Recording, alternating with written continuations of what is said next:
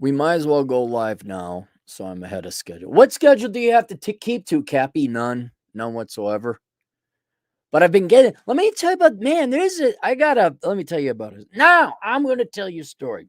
I knew this was already coming. If you don't make mistakes, we're all going to make mistakes. I mean, the big ones. And, you start working and, you get gray hair and then people pay you more. Oh, your work ethic's gone to shit. You're nowhere near as loyal. But for some reason, once you get gray hair, even though I literally, if I could estimate it, I'm like maybe 20% as good as I was back when I was like, say, 22, fresh out of college. Like, let's go. What I'm willing to do. Now I'm like, fuck you. Where was it going? Oh, and they don't pay you to work hard or deliver good product and service and value to the company.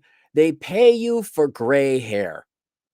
I've never understood this phenomenon where meritocracy, even before we started worshiping women, black women's vaginas as the ultimate in business maneuverings and strategy. Hey, I got an idea how to make money. What's that? Worship black women's vaginas of the straight variety? Oh, Christ, no. They have to not be straight. Otherwise, it just won't work. But I've never understood where you could take an inferior person, like, to be consistent. Let me show you what I'm talking about. Like, right now, with my work ethic and my drive that I have for other people, for an employer, I am literally only 20% as good as I was back when I was 22. And sure, fine, maybe you don't know as much when you're 22, and maybe you need a little bit of a training program. But it dumbfounded me how employers never took advantage of the, back then, like, all or nothing, ready to go work ethic, the determination and the desire to do well of young people back then. And then they would pay the lackadaisical, don't give a shit, flying fuck boomers with the gray hair. They pay them. I'm like, well, why? And I always thought, like, oh, they must be really intelligent again. Like, they must know, there must be some wisdom, there must be some experience. No, they're just as stupid. And I'm not kidding you guys. I'm almost 50 years old. I look back and I'm like, there's no reason, there's no value in having gray hair. None. Experience, maybe if you're in a legit field, but in terms of employment and conducting business, no. The gray hairs are no better than the not gray hairs. The only thing I could think of that would warrant higher pay for people that have gray hair, it's not because they have gray hair, but they're old enough, they got networks, like, oh, I got a guy. Like, the evolution of the American labor force, just so you know, and maybe this has always been the case, the only reason Gen Xers, my generation, middle-aged people, are finally making some fucking money is because the boomers are finally dying off, getting the fuck out of the way and fucking retiring, or they're just so loopy, that the only one left who's loopy and still employed would be Joe Biden. Like, they finally got out of the way, and that's the only reason. Like, it was a vacuum suck, not a talent push. That's the only way you get promoted, is enough people fucking die and get out of the way that now it's your turn. It's not because of hard work, not because of work ethic, not because of determination, not because of desire or I don't want to use passion. What was it? What did we call it back when you were younger? Graduate from college, you're ready to go. Your energy, I guess. Like, oh, I'm gonna do the best. Look at me, I'm the best. Oh, well, we know you're the best. We know you're willing to work 80 hours a week. We know you do it better than the boomer guy. But I don't know. Not joking. I am not joking. I would have needed some training. Right. And this is not a brag. This is a slam on how bad other people were. It's not how good I was, how bad other people were. If you just train me a little bit, I could have ran banks better than their gray-haired 50-year-old CEOs when I was 22. I could have, well, obviously, and they wouldn't have gotten bailouts. Would have made, and I never, it's just like, so no one cares about ability or work ethic or determination. And now that's even gone. I don't blame you youngins. Like, nope, we're not doing it. Nope.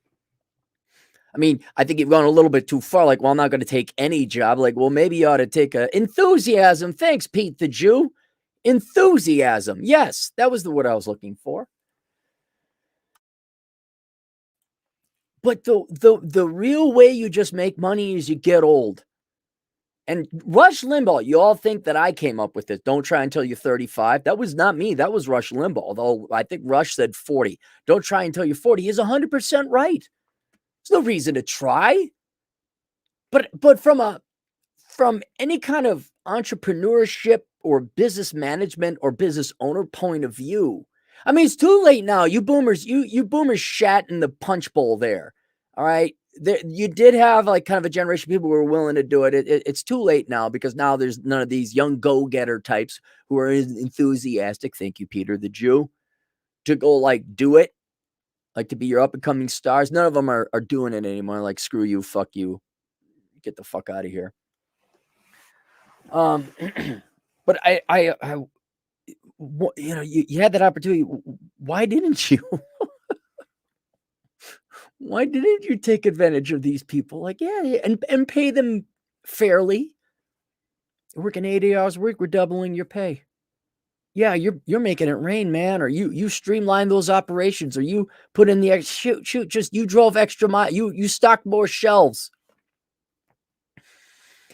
Oh no, we gotta wait till you have gray hair. And then the world, I'm not kidding, guys. It's the biggest injustice, or maybe not the biggest injustice, but it's one of the biggest injustices in the labor market, where right now I could probably walk in. Of course, a lot of this is due to the Great Resignation, and they can't find people, and boomers are finally fucking retiring. But now I can walk in.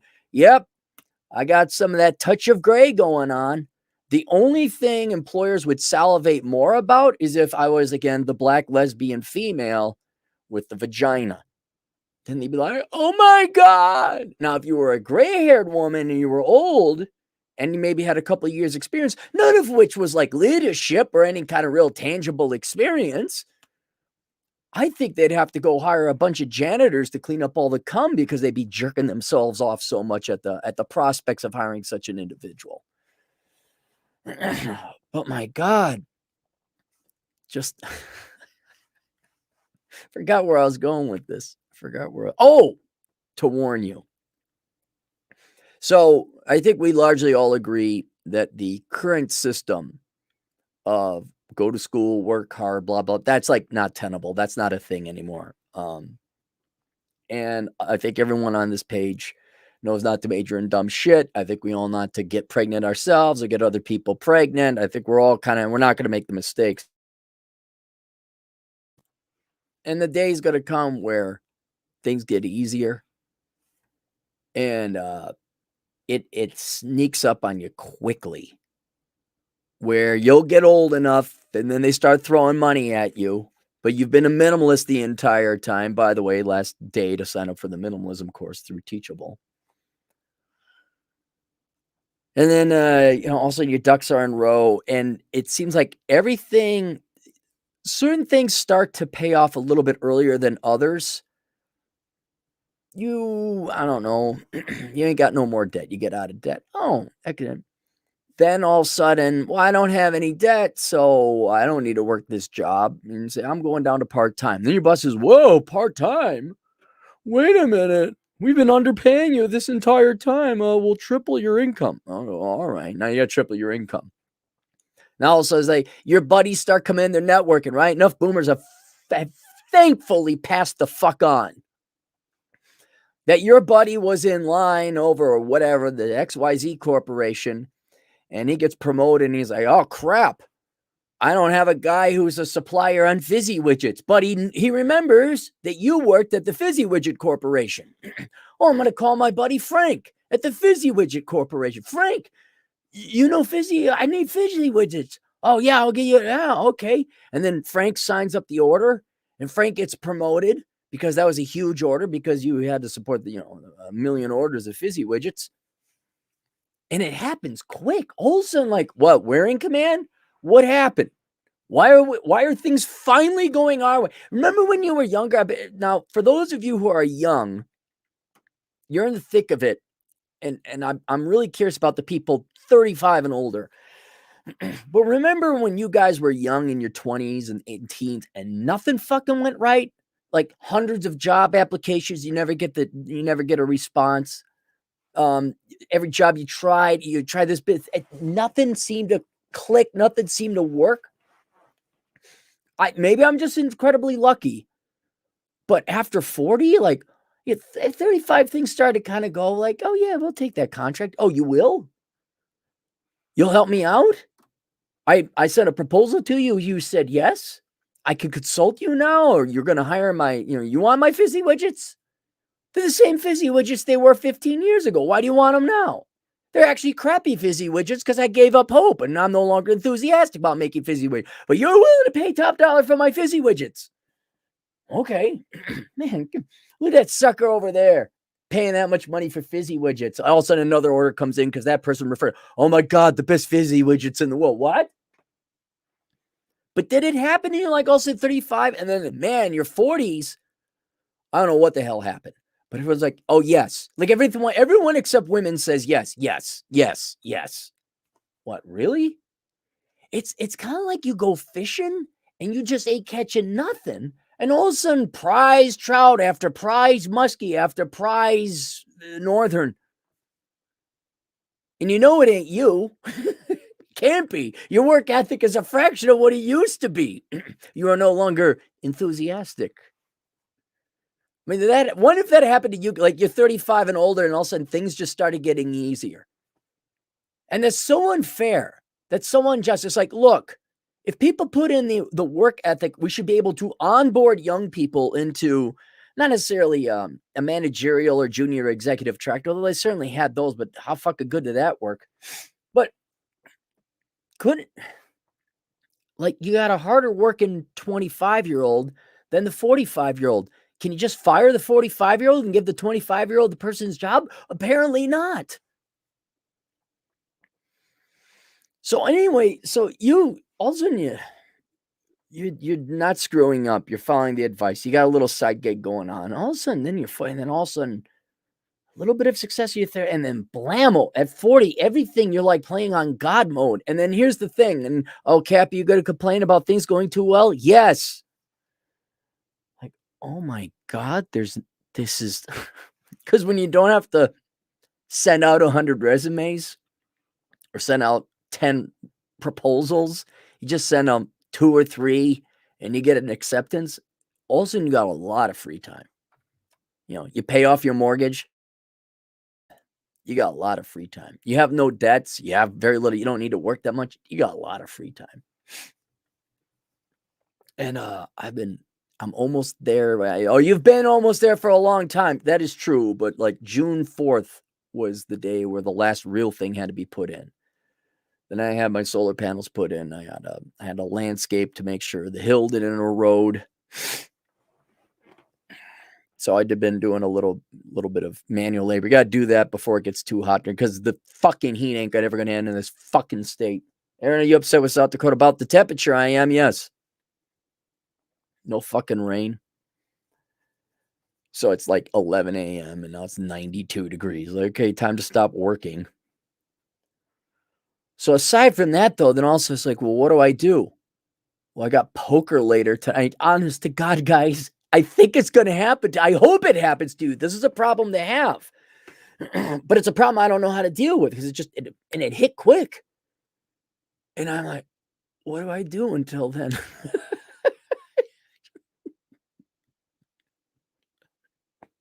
Beforehand, I was sleep deprived. Now I got to go in because it's too darn hot to work outside. And that project's going to be done in a couple days. And I don't have poker until later on in the evening.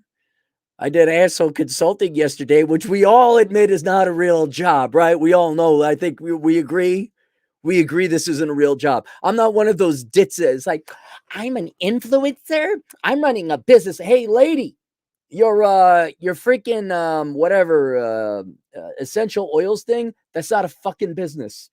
I'm a business owner. No, no. I was reading, where was I reading? It was an article about people, not so young people. I think maybe older Zoomers and millennials.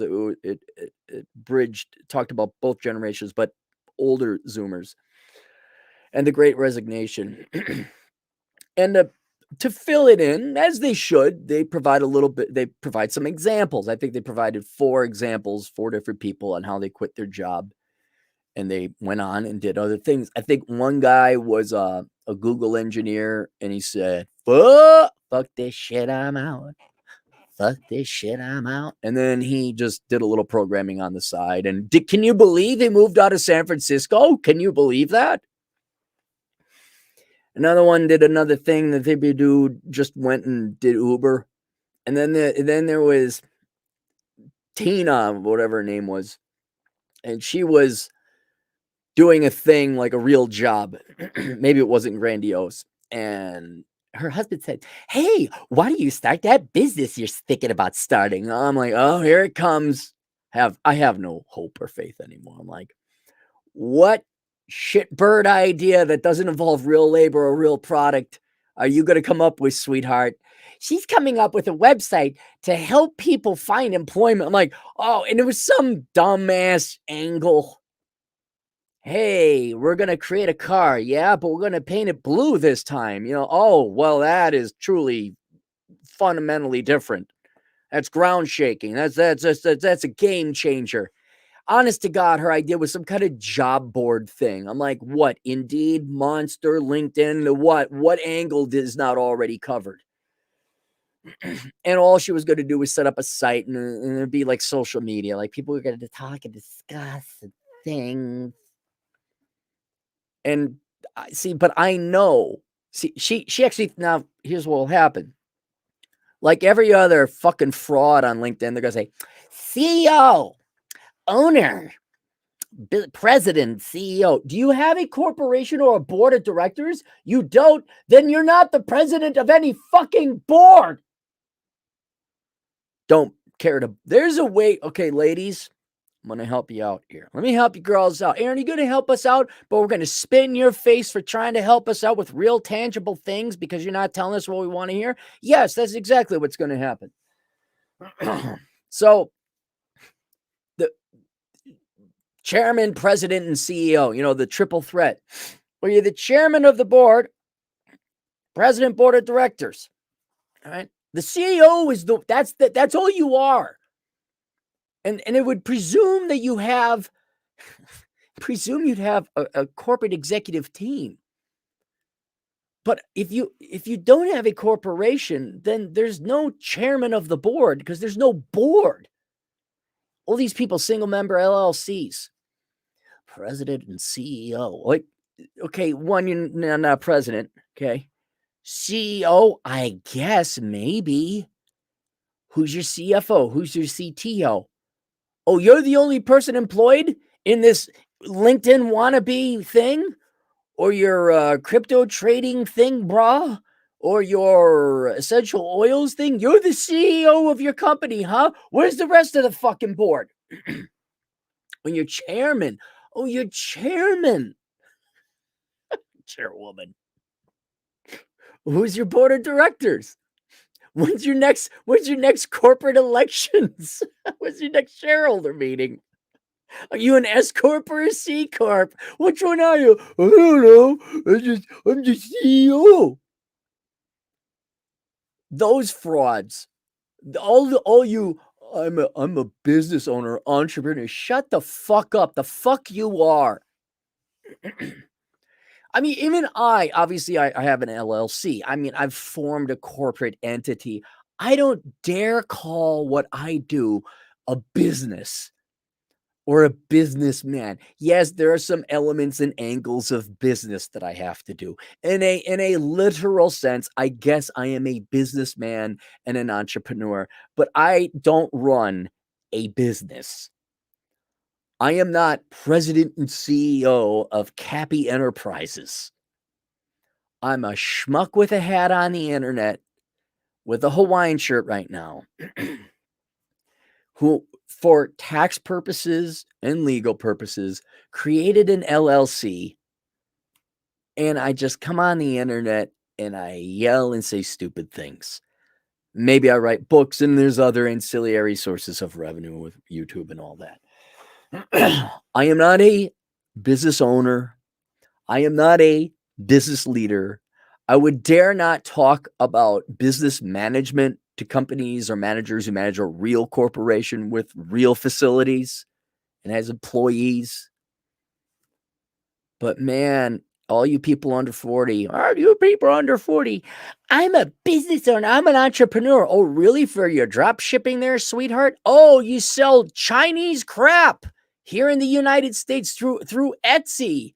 Oh, are you? Wow. You know, you should go and sit on the city council or something with your incredibly unimpressive credentials. We'll get to Erin, a truly worthless person, and I do mean that. I hope someone sends this to her.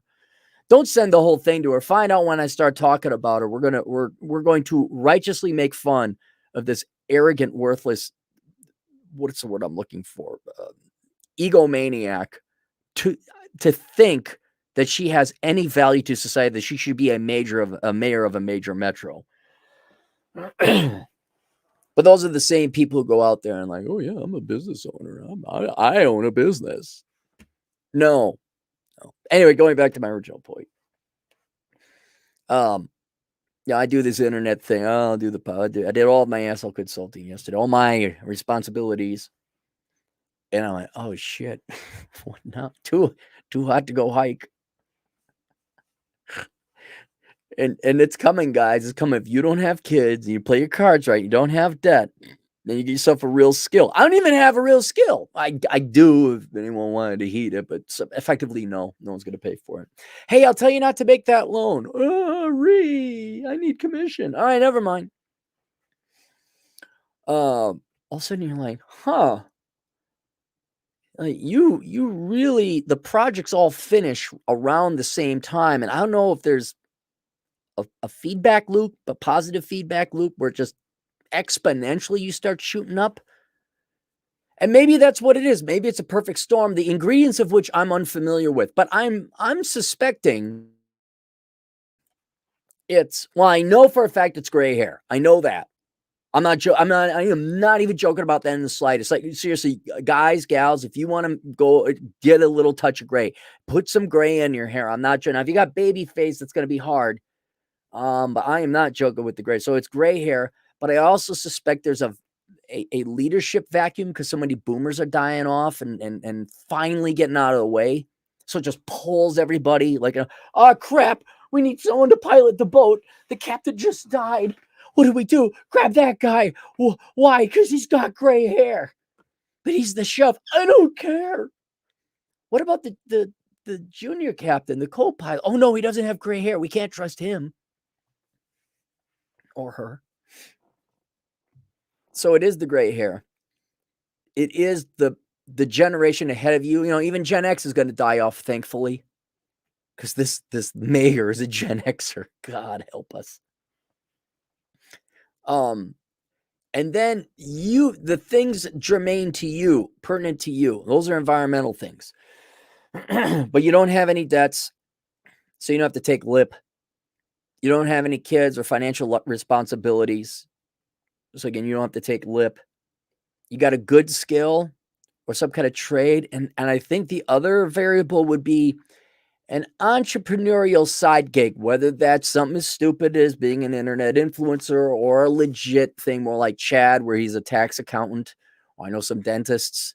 Or you're a no joke real entrepreneur, like you're a not Elon Musk, he gets government handouts. Why can't I think of his name? Bill Gates, he legit set up Microsoft. I'm trying to think of the last time we had a real entrepreneur that created a real company, not something that just loses money all the time, never turns a profit. And it's like, oh, so we got social media. I'm sorry, Facebook isn't a real thing. It's an advertising company. Is that a real business? No. I'm thinking heavy industries, Mitsubishi, Samsung. We assemble things. but you're the right guy or gal at the right place at the right time. You didn't screw anything up, and you're there, and all of a sudden the rain starts to fall on the seeds of the crops you planted before, and all of a sudden, what? You need me to do what now? Yeah, but I've geared my life to only get by on $30,000 a year. I don't really want to work for you. Oh, you'll pay me how much? Oh, okay, I'll show up. Yeah. Oh, Karen in HR says I gotta go worship the black woman's vagina? No, no, I'm not. Oh, wait, you're gonna turn me into a 1099. You're gonna fire me, so I'm not part of the company anymore, but you're gonna contract all the work I did out, but it's gonna be twice the rate I did before, and I'll just go get the insurance that's way cheaper than what you were charging me anyway. Okay. All right, fine. No, no, I don't worship at the altar of the black lesbian woman's vagina anymore. That's for white men who have wives and divorce prone and debts. Oh, I'm sorry. You must mistake me for a married man with children on the precipice of divorce with lots of toys. No, he's down in aisle 4. Go talk to him. Go talk to Tanner. I'm terribly sorry. I am not the white man you're looking for. No, I will not do that. But here's my hourly rate as an independent contractor. You will pay it because you've hired nothing but affirmative action hires and no one's doing the job, so you need to outsource it. Are you Target Corporation? You are? Oh, well, fuck you. So the long beleaguered way of going about saying this is you gotta, it is really like a summer vacation and you don't have a bunch of kids in the neighborhood to play with. Well, there are kids to play with in the neighborhood, but I think, the neighborhood miles away, there are kids around. I don't think they're going to want an old man playing with their kids. So you get to feel like, oh my God. And I'm at that point, guys, was like, oh shit. I get down to Vegas. I could go golf again and hike again. Can't hike here. It's too hot. Can't. I did get some hikes in. Can't go. I'm kind of handicapped. And I was like, oh my God. So I started playing video games again. And I guess I was going to do boomer reviews, but I don't have time for it. Erin, weren't you just saying you got all the time in the world? Yeah, but I'm starting to move into more like have fun. I got a zillion topics to talk about, but I don't want to keep doing videos all the time. My voice will go. And I won't lie, you get tired of it. Same thing. Sterling Cooper's sick and tired of having threesomes with hot women. I kind of burn out. What did I do? 2-3 hours yesterday. I got to do a podcast. I mean, you burn out. Sometimes you just want to play video games. And that's what I've been doing. So I've been filling my time with video games. I have not played this much video games in at least 10 years. At least 10 years. And I got this strategy where I will buy video games used for different consoles. I got an Xbox One. I don't know, S or whatever. Because that's smart, right, Microsoft? Hey, we're going to launch a new console. You know, this generation thing, like, it's like, okay, we're all going to settle on this platform. And I don't know if you knew this about consoles or platforms. It's kind of important that everyone gets on board on that one. But apparently, there's variants of Xbox One, some of which games don't play on other variants. So I'm like, oh, you came out with 3 different platforms the same time for one generation. Brilliant. So I'm a Switch man from here on out. So my strategy when I buy video games, I really don't read the reviews because the reviews are debatable. You never take the critics' reviews. You always take the player reviews. And I look up, read the back of the box, the font of which is getting smaller. My eyes are not getting worse. Font is getting smaller. It is not me. It's not me becoming a boomer. And I don't want to this thing. Oh, that looks like wild, crazy anime RPG. I don't want to do that. I'll play a first-person shooter. But the point is I'll buy several of them because they're like $5, $6, $7, $8, maybe $10. And it takes me more in gas to go into town because town's pretty far north, but it especially with gas prices, like I go up there, I'm like, I'm not going to spend $12, $13 in gas to go get a $7 game. If I'm going up there, I'm getting a bunch of them. You know, it's like going to the movie rental place back in the day or the library. I'm going to get a bunch of books. So I'll drop, God, not even more than $40. Come back home with 4 or 5, 6 games. And usually I'm happy if I get one that's good. One that's good. But man, I had pay dirt the last time I went. And it was largely because of two video games series, Assassin's Creed games, which I thought they were banging them out so quickly that they kind of went to crap. And then I was a little suspicious about Assassin's Creed because I played Black Flag, which is one of the best games ever. It is great. Pirates.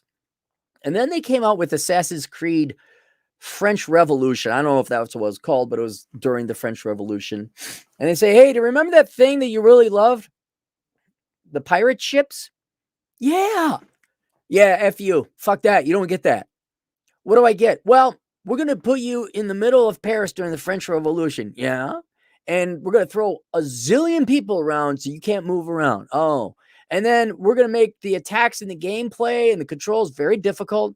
Oh. And then you're going to be pissed off that you dropped $25 on this game. So I saw Assassin's Creed Origins and Assassin's Creed Odyssey. I think they're like $5. I'm like, all right, I'll give them a shot. And Origins takes place in ancient Egypt during Ptolemaic Egypt when the Greeks were taken over. The Romans were also taken over, which calls for a really cool background. Very cool backdrop, story backdrop to that. And then Odyssey is during the Greek days. I don't know exactly when. I think it even predates Origins, although Origins was supposed to be the first assassin ever. But it came out video game wise before Odyssey. I think Odyssey has to come before that. Anyway, so I'm playing Origins. And I have to say that was one of the best games I've played. Right off the bat, Ubisoft has to let you know that a team of diverse people from different backgrounds and religious beliefs and genders and gender identities, I don't give a fuck. No one gives a fuck. I know a lot of you, that's all you have in life is traits you were born with or decided to have. Nothing you earned, nothing you did. I think it's sad and tragic that you're more obsessed about what genitalia you like to lick than the fact that you maybe programmed a really cool thing in this game and made a lot of people happy. I wish you would just, no one gives a shit. And so that comes off right off the bat. I'm like, oh, fuck. And I start playing. I'm like, okay, controls are pretty crisp, pretty obvious. The character, Bayek, he's pretty cool. All right. And one of the first things where you'd have to, oh, by the way, he's more or less mostly a black man. He's not Egyptian. He's maybe Nubian, of the Nubian Empire. Or Abyssinian? South. More Sudan, modern day Sudan, Ethiopia. But okay, I'll let it go. And then the Greeks are invading. So those are the bad guys. But then the Romans are kicking the Greeks' asses, which was historically true. So you got Greeks and Romans and Egyptians. I'm like, this is a fucking great time to play a video game. You get cool weapons, cool bows and arrows. The plot is pretty neat. And I'm like, man, this is a really good, the environment is beautiful, big. Yeah, I was having a good old time. It's a hell of a game to play. And I could be wrong. But I would say it could be political. It could be totally woke. I don't know. And you know the reason I don't know is because I kept hitting the B button to skip over the cutscenes. And it could maybe be woke because now here's a shocker. The Egyptians are darker skinned, obviously, and in the real world. The Greeks all look like they came from Scandinavia. Now, I don't know if you've ever met a Greek guy, but when I think Greek, I think hairy and tan. Not hairy and tan. All light skin. Not a single, Nikos with a big beard and a bushy thing of chest. That wasn't it. It was all these, but frankly, white people. I'm like, oh, is that the angle you're going for? It's the evil white people oppressing you. Is that what it is? We got to drag someone all the way down from Sudan to pull them up.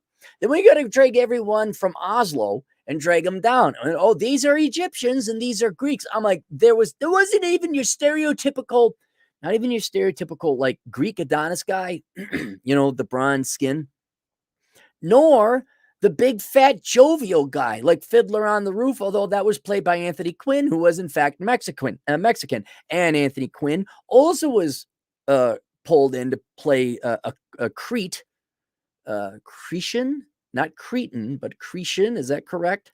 In the Guns of Navarone. Because why the fuck hire a Greek guy, right? Don't hire any American Indians in any of the Westerns. Why would you do that? I mean, they're only there. No, let's paint white people brown. That's what they were fucking doing. So I saw that. Romans come in and they're not fucking around. Like, oh, dang. I thought the Greeks were tough. These Romans are tough.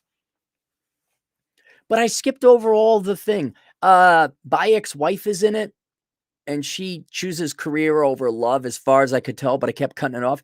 And I had an enjoyable experience playing the game, but I'm wondering if it's because I didn't tolerate the story. Because let's be honest here. If you were to go and look at who did what and who said, oh my God, I like licking this genitalia and I believe I'm this type of sexual gender or whatever it was, I'm going to assume those weren't the hardcore programmers. I'm going to assume those were the writers, the people who had the script go along. And if you didn't know, well, maybe it's hard to know nowadays, but ideally you write movies for Hollywood, big budget movies. If you fail that, then maybe it's television, failing that commercials. And then if you're really bad, you write for video games. And the reason it's really bad if you're writing for video games is because people want to play the video game. They don't want a fucking story. A little bit of a story is fine. A little bit of character development. Probably like Red Dead Redemption, but not as much as Red Dead Redemption 2.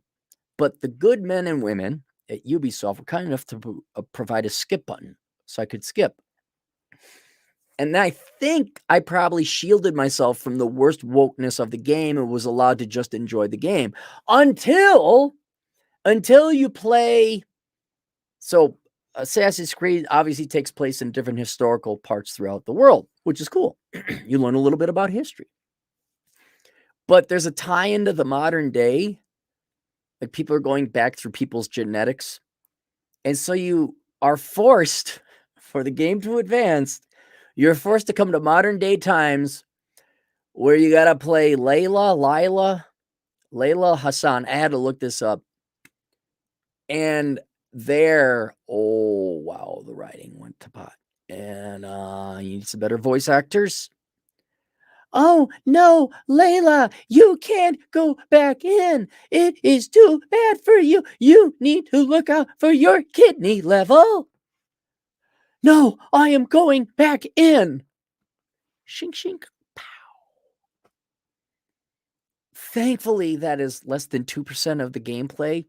But you'd be playing Bayek. You're running around. You're in Memphis. You're in Philadelphia. Towns in Egypt, not in the United States. You're assassinating people, jumping off of roofs. You got this sniper bow and arrow. You're having a good time. Everything's having a good time. And then Buzz Killington, you kill a main boss. And you're like, oh, cool, I killed the main boss. All right, now I'm going to get a new bow and arrow. I'm going to run around and upgrade his armor. Everything's fun. We're having a good time. In comes Buzz Killington, Layla Hassan, cutscene. Ah, I woke up. Ah, hey, Layla, you have to get out of there. There's some gal on the phone. And the Asperos people are coming to kill you. And where I'm like, oh, wow, here's the SJW writer. So you're in the modern day. Through this technology, you live the life of Bayek. And while this gal is living the life of Bayek in this machine, meaning you're playing Bayek, not only are you learning how to assassinate people in a video game, but she is also developing assassination skills. So holy, what is it? Peggy Sue, Mary Sue, holy Mary Sue character, Batman. So the bad guys come in the modern day cutscene. You have to kill them. Good thing I've been training like an assassin. Like, oh, right, ladies? Just like the Jedi gal. You just like Dragon Ball Z, right? You just magically get powers. This is a Japanese animation where girls just are crushing on you because you're special. You're a special variant of nerd in Japan high schools. Is everyone just like super excited to jerk off to I'm the hero without working at it? So you play the girl, you kill the people, you get back in. And I got up to the point. So you have to play Bayek's wife occasionally, which is not that bad because you got the same weapons and tools in the environment. I'm like, okay. But the wife has to pledge allegiance to, what's her name? Cleopatra. Cleopatra goes to Rome to get married or something. It starts becoming soap opera here. And all Bayek wants to do is spend time with his wife and have his family. No, I must go to Rome and assassinate Caesar. See, it wasn't, not Judas, Brutus.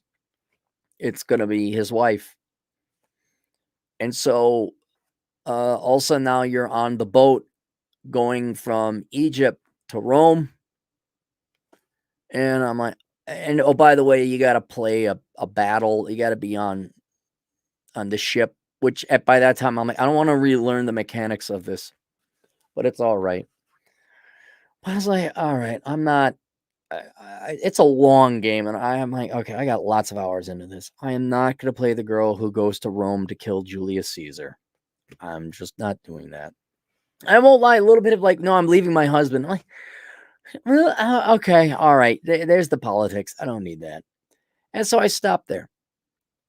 So in addition to buying Origins, at the same time I bought Odyssey, Assassin's Creed Odyssey. I tried playing this Insurgent Sandstorm, which don't get that. That's a waste of money. Lost $6 there. Like, I'll try Odyssey. But before I put it in, I did put it in before I played it because there's 18 hours of download for Xbox One.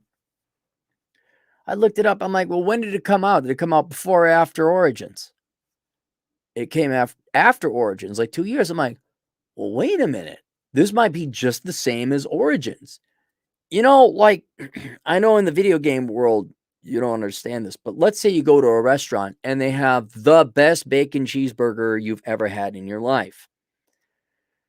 People might go back. You know why? Because it's the best bacon cheeseburger they've ever had in their life. In the video game world, it's like, oh, you really enjoyed it? We're going to fuck shit up and not make the same thing, and now it's completely different. Pirate ships. So I was like, oh, they're going to get, is it going to be a completely different layout? And I was happier than punch to find out it's the exact same game, except it's taking place in ancient Greece. I'm like, oh, yeah. All right. They added a little too many features for my taste. Like, oh, you got to, special moves have to be put in slots. So you have to hold this button down and press the thing to execute the move. But by the time you figure that out, the enemy's already hitting you, and now you got to run away from the enemy. Oh, come on, Cap. You're just a boomer. You can't learn the controls. Look, I am not an Asian in college.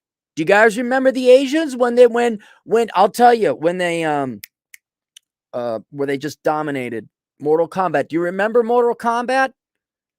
Where they would take the time to learn all the combinations? Yeah, I don't have that patience. I do not have the patience of an Asian college student in the 90s playing Mortal Kombat. I do not have that patience. I just want to hit the button and a couple moves. Maybe I hold the button down and I press that one button I know to press because timing is important. But aside from that minor quibble, like, this is great. I get to play I get the bacon cheeseburger I wanted. But this time it's in ancient Greece. And I'm playing, I'm getting off the I get off, you're born on this crap island in the Aegean Sea, and you do enough missions there that you get off the island, and then it introduces, which I like that effect, like, you gotta play, and then it introduces, Assassin's Creed Odyssey. Oh, cool. And then it kinda goes a little, not too much, just a little introduce who does the thing and the what. Okay, and I'm like, "Okay, now we're going. I got a ship. We're leaving. We're going. I gotta go help the Spartans." But not first without flashbacking to where? Modern times, where I get to play who? That same stupid gal with the female friend. But this time you meet the female friend who's on the radio. Now you see her. And hey, it's sass talking 30-some-year-old women. It's like, hey, are you writing about yourself? Wow, are you living vicariously through, you got this thing called the real world. For example, let me tell all the writers over at Ubisoft. See, when I play your games, I don't actually think I am Bayek or Alexios. He's the other character. I don't believe I'm these people. I don't go out into the real world and start assassinating people. I don't care to write fan fiction, which is what you're doing, where I put myself as one of the characters or force. Here's be the worst thing. I have an idea for a Western. It'd obviously be fictional. The characters would do their thing. There's a plot. Everyone, I got characters I did. But then to, shit a turd in the punch bowl, I would flash back to the modern day and tell people about my life. I would drop the veneer that it's not about me. See, I wouldn't come in like, oh, he's an exciting, mysterious author person who lives a double life and ballroom dance instructor, but it's not Erin Clarey. But no, Erin Clarey, the large dick Gen Xer, hopped off his motorcycle at his 17th mistress's house, thinking, oh, I will have my way with her before I drink 8 pounds of Rumplemints. But it's not Erin Clarey. No, it'd be me. But whether it was thinly veiled as me or actual me, no one wants to read about it. No one would care. It's jarring. It throws us off. It's a chore. Nobody cares about hidden lesbians romance while you're all, it wasn't really Boss Girl. There was a little bit of it, but it was kind of like wannabe Indiana Jones girl. Hey, we already had it was called Laura Croft, and everyone enjoyed the game because it was an original idea. Now you just gotta stick your little dick up our asshole. Like, okay, we gotta do this. So okay. All right. I guess we all got to pay this tax, right? We got to pay taxes to bail you out of your student loans. We got to pay an enjoyment tax. It's like the previews or the commercials before the movie, right? But I was playing it, man, I started getting into it. Also 2 hours go by, oh, we got a podcast now. But I was like, oh, man, I just kind of enjoy just sitting here and playing. And I'm kind of getting back into that now. Where it's like, okay, I did my work for the day. Now I can chill out and relax. I'm gonna tell you guys, it's a chore. You got to reprogram your brain. Unless you were like gonna go work, someone's gonna hire you out, and you'd be occupied for 40 hours a week. If you played your cards right, the day is coming. You're gonna get to this point where it's like, okay, everything's on autopilot, or I got to work a little bit to make ends meet. I'm like, yep, you better go find out what. And so I'm kind of rediscovering the passion of video games. Let's go to Super Chess. Actually, let me do sponsors first before we get too far into it. VeloWave. If you guys are looking for an electric bike, may I recommend VeloWave. Look into VeloWave. I'm going to post the link. You get if you use the code Erin, Aaron, capitalized. I put that there in the chat. Maybe you guys could see it. I recommend getting an electric bike for survival reasons. Also, having solar power helps, so that you can make distance. And like, if the gas goes out, what do? I know what I'm doing. I'm hopping on my VeloWave and I'm going long distances with my solar panels and a little motorcycle pull thing in tow. And I'm making way better time. Because what are you guys going to do? Like, oh my God, we got to get out of the city. Well, the city's going to be blocked with cars. Cars can't get through a traffic jam thing. You know what can? A VeloWave bike. And then you're going. It's a marathon by that time. Unless you want to actually pedal. What did I get? I ended up charging it full, and I think I got like 40 miles out of the darn thing. I was pedaling though a lot. Yeah, I won't lie, it's been fun too. It's been fun. I'm kind of becoming obviously a solar power electrical nerd with my my Jackery 1000, which you guys can buy through my Amazon affiliate program. Go to olderbrother.com/donate, click on the Amazon banner and do all, not some, all your Amazon shopping there. And that way you don't have to donate money to super chats or nothing. I just get a commission and a cut and you get the thing you're going to buy anyway without any extra cost to you. So I had a Jackery 1000 and then I got the solar panels installed and we'll see, but I might actually be making money on the solar panels, which is weird. I don't know if I mentioned this before, but I don't have a big house. I got my it's a log cabin. It's not that big.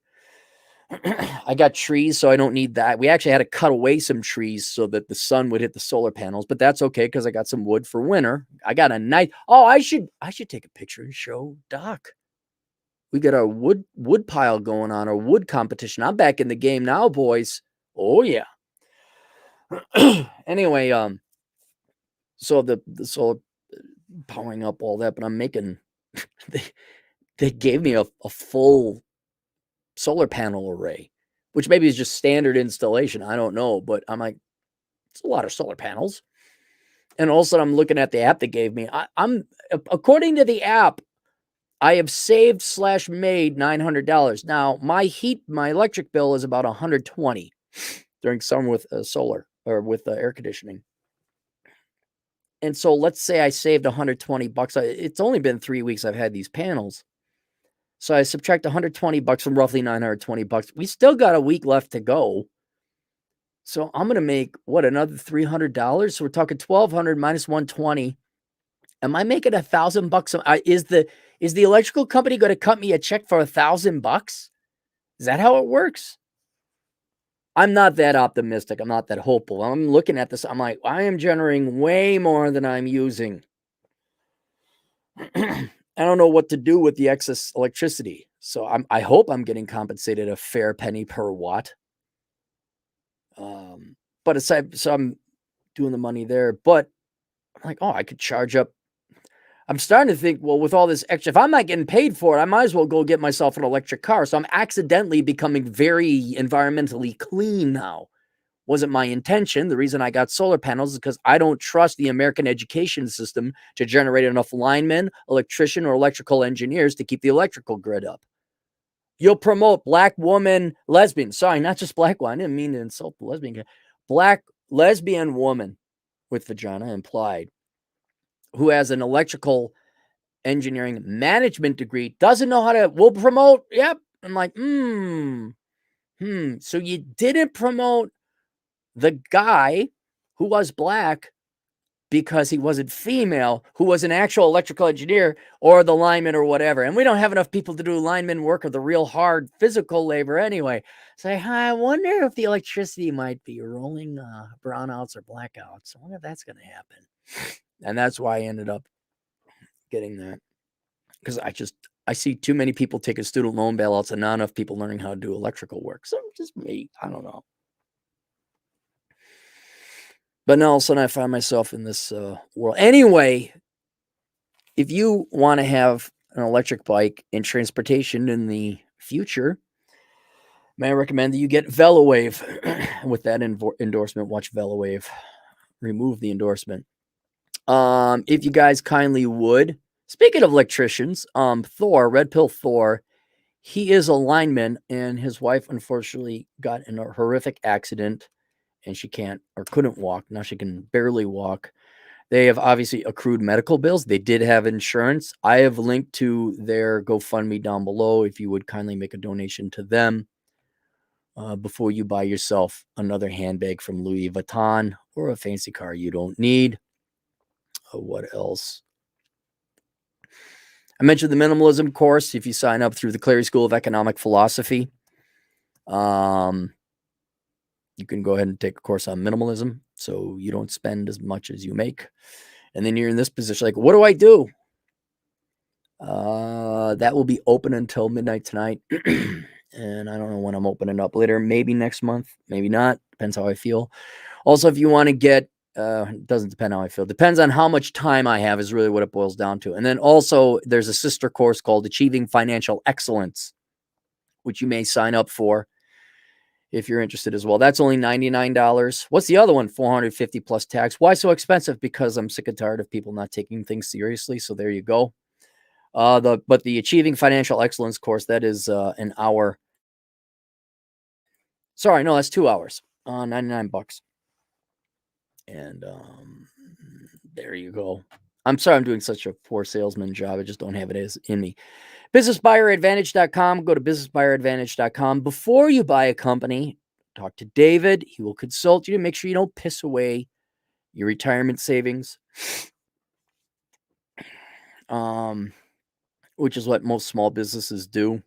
PirateBookTakedown.com. If you are a content creator and you're sick and tired of people stealing your content and offering it for free or charging for it in some instances, go to PirateBookTakedown.com and have Doug send the DMCA claims to them and get them shut down. That's about that. Academic Composition, go to academiccomposition.com where, school's starting, right? Where our buddy Alex and his crack team of writing staff will write your college papers for you. You say, isn't that unethical? No, what's unethical is forcing you to take 2 years of college courses you don't need to employ the unemployable liberal arts master's students and social science master's people. That's what's unethical. So if you don't want to write your papers on topics you're not majoring in, go to Academic Composition and have him write your papers for you. He is also always looking for people to write for him because, as you know, everyone in the United States has to go to college, no matter how ridiculously stupid the degrees. And so, yeah, he needs writers. Do you want to work remotely? You want to work from a beach? I don't think he pays that much, but he pays enough that you'd live just fine over in Thailand or Laos or something. Non-communistsciencefiction.com. Go to non-communistsciencefiction.com. If you like science fiction, but you don't like communism, are there such books? I thought all science fiction had to be communist. No, it doesn't. Michael Kingswood, that's the author and owner of Non-Communist Science Fiction, he writes science fiction that is not communist. It's not necessarily pro-capitalist either. It's just like, hey, I'm not going to stick my dick in this book. This book is not going to have a political dick of any stripe stuck in it. It's just going to be good science fiction. Imagine that. Video game or story or movie without a political agenda. BunkerBasics.com. Go to BunkerBasics.com where Bunker Bob will tell you everything you need to know about Bunker Basics. I'm going more of the, I need electricity because we're not raising anyone in America to be either hardworking tradesmen or women in the trades or line women. And we're certainly not going to promote people based on merit. We're going to do the opposite of what Martin Luther King said and promote people based on content of character. And I don't know about you, but I kind of want, civil engineering projects to work well. So we're not building the right bridges or the wrong electrical grid because of political promotion and not competency. I don't want to go without electricity. I kind of like that. So that's my route. But bunkerbasics.com will teach you things like more survival. It overlaps. I'm setting up a cistern next. Oh, yes, Cappy got a lot of guns. And he knows how to use. By the way, just so you know, you can't just buy the gun, go to the range a little bit, and that's it. Baby step number 2 is disassemble and clean the gun. Baby step number 3 is to practice with the gun.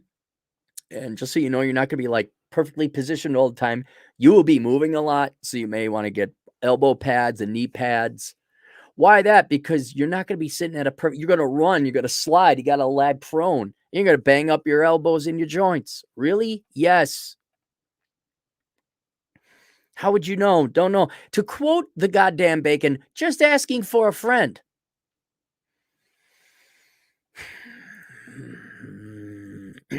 And then the League of Extraordinary Podcasters. Check out the following podcast: Pushing Rubber Downhill, Piero San Giorgio, DayByDayCartoon.com, Conto Talk, The 405 Media, Carrie Lutz, Financial Survival Network, Masculine Geek, The Goddamn Bacon, Jack Napier's Red Evening, RobSays.net, Turd Flinging Monkey, Dr. David Perota, and Better Bachelor, The Rule Zero podcast. You can just search Rule Zero. That's a rotating one. Hotep Jesus, and 7-Step Survival, another good podcast for those of you who are a little bit into the surviving thing. Let's go to the super chats. I got so many articles I want to talk about. And I kind of don't, because the world just goes to shit. And go back a long time ago, 17 years ago, I was doing videos like, can you believe the Democrats are saying more free shit? And like, yeah, Democrats are saying more free shit. Did you know, Mad? $2 Canadian, Gen Y and Z with great resignation. Let's go. Yeah, good for them. Good for them. I would ask them to learn some good skills and valuable skills along the way. Go into the trades, programming, STEM. Don't just take your gimme check or your stimmy checks and the welfare and not do anything productive with it. But they're not going to, because as cool as that is, I would even say a little bit courageous saying no. If you don't scale up for the inevitable time you're going to have to work and, I don't know, produce the food and the electricity, what are you going to, I know how to play video games. Okay, I know how to be a content creator. All right. Scrolling. Taurus, new guy, $5. Enjoyed the decline, was great. Just finished it. Thank you, sir. Yeah, that book is over 10 years old.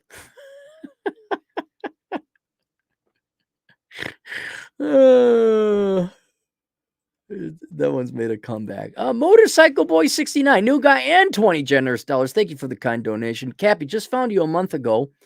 I've been watching you ever since. Thank you. Share with some friends. Finally, a fellow asshole who isn't afraid to speak the truth. Here's some money for gravel or fertilizer or gas for the motorcycle. Why would I need gravel for the motorcycle? Oh, gas for the motorcycle. I see. I don't really need I already did the fertilizer and got the grass to come in. I already bought the gravel. I'll use the $20 to subsidize the gravel. I had to buy 2 yards of gravel, most of which is gone and already used. But thank you. Yeah, the money was already put to good use. Freddie Moses, 2 British pounds. Ever do a call-in show? No, this is kind of as close as we get with the super chats. The call-in show, you got to set up something so people could call in, or I send it out, and there just isn't enough. There just isn't enough time to have a call-in show. I might do like a call-in show like on Christmas or Thanksgiving for people who don't have like families. We just kind of chill in and call in and chill out. Lamar Walker's in the house. I don't know him. He looks an awful lot like not Vin Diesel. Who the hell is that? It's Training Day. Even know the movie. Who's the actor? Handsome dude. You guys are all yelling at me. I know. It's not Morgan Freeman. Denzel Washington.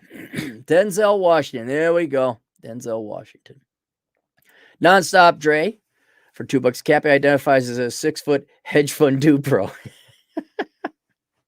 No, if I'm going to identify as something, I'm going to identify as something cooler than that. I don't know. Maybe a black Marine with a 6-foot cock. How about that, Trey? Huh? Where are you at, by the way? Are you finally in the Texas area or what? There are people who care about you.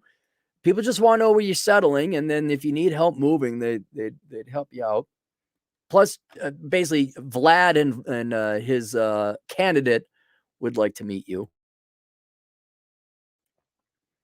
Alex Patino, a truck driving Latino agent in the field for $5. If you stop at the TA truck stops, they have cell phone sized video games for 1 to 8 old video arcade games for about $39.99. No updates and no woke. Cell phone size video. Yeah, but why would I want? Oh, you mean they got the old school classic arcade games, so they program 8 video games into them. Well, I might be up for that. I need, how much Pac-Man can you play? How much Star Wars can you play? I do have an old Star Wars arcade game. I bought a Pac-Man tabletop, but it's a modern one because they're a lot cheaper, but it has a ton of other video games on it. You could play them like Galaga, but you get tired of Galaga after like 20 minutes. I do need an open environment game. Like whether it's a first person shooter or an RPG, I do need an open environment because I just need to get lost and calm down. And it's working. Like I'm less angry now, much more relaxed. It also helps out a lot that I get to play poker. Man, could you imagine how happy I'd be if it wasn't a heat wave this entire summer and I could actually go and enjoy the Black Hills? Breaking news, female Die Hard remake coming soon. No, I don't believe you, Dre. Even Hollywood isn't that stupid. The new Die Hard, I've talked about this before. The new Die Hard would be John McClane finding out that the terrorist would kill his wife and he'd get possession of his kids. And instead of saving everyone, he quietly and sheepishly exit the fire escape and leave. And then go sit there with a big thing of popcorn with his kids. Yeah, I don't know, man. Oh yeah, kids. Sorry, your mom blew up on top of the roof. No, wait. She made more than me. Are we in the will? Did she have life insurance? I don't have to work as a cop anymore in New York. Me, Mike, $2. Rolling Tide, dude, bro. Can't use emojis. No mas. BS. Yeah, Roll Tide. It's not Rolling Tide. It's Roll Tide, I guess. Oh my God, Atham found his wallet. Atham, I'll deck you up for $5. Or you could try Hunt Down like I told you and enjoy a nice, fun, and simple shoot 'em up with a heavy 80s flavor, Mexican poops. I will try. I have all these games. I'm going to go play through the games. I will get Hunt Down for the time I'm in Vegas when it's just not warm enough to golf. When I'm not fighting scorpions. Marcus Brown's in the house. The other Marcus Brown, not the first. Clarey just played Golden. I'd have to get a Nintendo 64 for that, right? Ain't that the platform that's on? I never played it. And the only reason I never played it, couldn't afford a Nintendo 64. It was during college. Had no time, no money. Me, Mike, $2. We go watch you, Erin Celery, Miss Independent Boss. We'd go watch. Where would you go watch me? Set up a Twitch channel. Hey guys, gonna play Assassin's Creed Odyssey. Rusty Fuel, $2. Just pedal like Jack does in Holland. I was an avid cyclist when I was younger because I couldn't afford a car, couldn't afford parking. And then realized, oh, no wonder I'm so thin. Hat and Clogs, $2. Let's go on a hike and love is love, Cappy. Nope, I'm not gay, Hat and Clogs. Not gay. All for gay people, all for our gay brothers and sisters, all for our non-binary brothers and sisters. Just be legitimately non-binary. Don't fake it for attention, which 90% of you youngins are. What was it? Who is the ditz with the big tits? That doesn't narrow it down. The truly brainless person, but had a big rack. Lacey Green. I'm pansexual. Shut the fuck up. Just shut the fuck up. Stop insulting those who are legitimately non-binary because you want to be popular. Knock it the fuck off. Me, Mike, $2. Also unethical. Me, you paying for people's BA and Masters of Public Health Administration. Yeah, it's also you. Not only is it unethical that we are now paying for people's worthless degrees, we didn't pay for worthless degrees. We paid for you to party and have fun. That's what we had. And swear to God, I don't want to hear another woman who's accepted a bailout with her joke of a liberal arts degree claim to be strong and independent. Don't want to hear it. Don't want to hear it because you're not. Don't want to hear. There's this very thin silver lining for you guys and gals out there. Anytime someone claims to be strong, independent, like, oh, what's your degree? Did you get a student loan bailout? You're not strong. And say, no, like you're lying. You're dependent. You're a totally dependent parasitic person. Nonstop Drake, $2. Cappy promo code 2 ahead of his time. No, I don't want to be ahead of my time. No, please. Somebody recognize me. Somebody discover me. We caught up. Let's go here. Might as well talk about this because it is the topic of it. And this isn't really all that. It's not a big news story. From the Salt Lake Tribune, Salt Lake City swaps first 20-mile-per-hour speed limit sign in initiative for safer streets. And here's the picture. Mayor Erin Mendenhall, liberal white woman, middle-aged liberal white woman. Who's the most dangerous people in the world? And council member Dan Dugan swap out a dangerous 25-mile-per-hour speed limit sign for a new 20-mile-per-hour sign in Salt Lake City Wednesday. Now, the article talks about safety in children and blah, blah, blah. The main reason I bring this up is not because they're swapping the stupidity of we're lowering the speed limit from 25 to 20. I'm not bringing it up because this made the front page news on the Salt Lake Tribune. You must have no problems in Salt Lake if this is the front. The reason I bring it up is because the mayor, Erin Mendenhall, took this picture of her changing the signs. It wasn't. She didn't take the picture. Somebody else did. So she's holding the sign, and she actually tweeted it out. And I immediately went to attack because it shows you how tone deaf, how clueless, what a completely different world these people live in. And I didn't even know who it was. I thought it was just some no-name mayor in some no-name town. This is Salt Lake City. This is a major metro in the United States. And it's not only that you are tone deaf to think that this is something that's switching it from 25 to 20. Like, you don't know any normal people who are already pissed off enough about driving 25 miles an hour. You don't know that people aren't going to follow it anyway, and know that children are not at danger. It also means you're telling like how little problems you probably have bigger issues like crime, people shitting in the streets. Are you a street shitter town yet? What about I know, boring old Cappy. How are the public sector finances of the city looking? What are your pensions like? Are those financed well? Of all the things that are wrong with that town, which maybe Salt Lake City is one of the better managed towns. It's not like Chicago. This is what you're going to promote. This is what you're proud of. And so then someone looked her up, and let's look her up.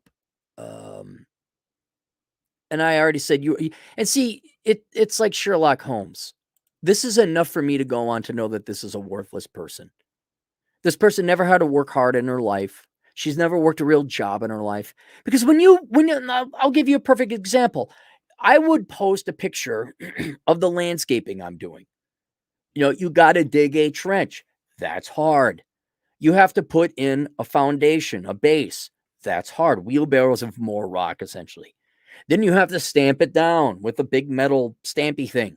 That's hard. Then you have to you got to line it up, measure it, make sure it's flat. That's tedious. Then you got to go grab, I think they're about 12 or 15 pound blocks. That's hard. You got to put 100 of them in there. That's hard. Then you got to shovel more gravel behind it. That's hard. And I'm not kidding when I say this. I am not. Just me putting in one of 3 retaining. I'll go on just one retaining wall. I've done more physical labor in my life, expended more calories of energy doing physical labor than that woman ever has in her life. How weak and pathetic of a person, how useless and valueless of a person do you have to be where you've lived a life on such easy mode with so much of daddy's money, or maybe the government's money, that you're excited that you're doing a typical Karen move of lowering the speed limit from 25 to 20. How removed from the rest of the working normal person world are you that this is what you promote? This is what you're proud of. And so I know everything that I need to know about this woman because it's just because of how out of touch she is. And so someone looked it up. Um, Let me type her in. And as expected, I just want to go through the whole thing. Let's go through Wikipedia. Surprise, 42. Shocking, hey guys? Third and youngest woman in the role to assume office. Born in Arizona, U7, graduate university, Bachelor of Arts degree in gender studies and a certificate in nonprofit leadership and management. That's not leadership. Leadership is taking on the hard choices and the hard problems, solving the problems, make sure those problems stay away for quite some time or eliminated forever. It's not her fault. I mean, we have these charlatans and these what's her name? The gremlin from Sweden, the one with Down syndrome, the one that warns us about global. And these people are always there. Is that you guys elected this? She romantic with Kyle LaMalfa, who I don't care. She's married to that guy. I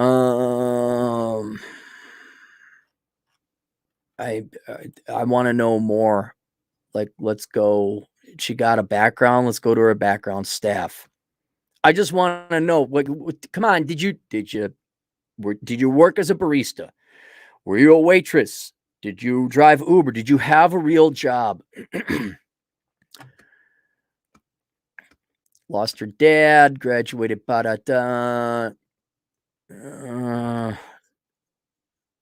Just weeks after birth of her first son, learned the air quality in Salt Lake had become so bad it would take 2 years off of his life.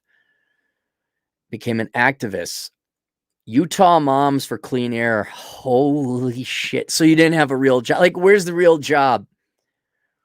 Co-founded a nonprofit. No real job.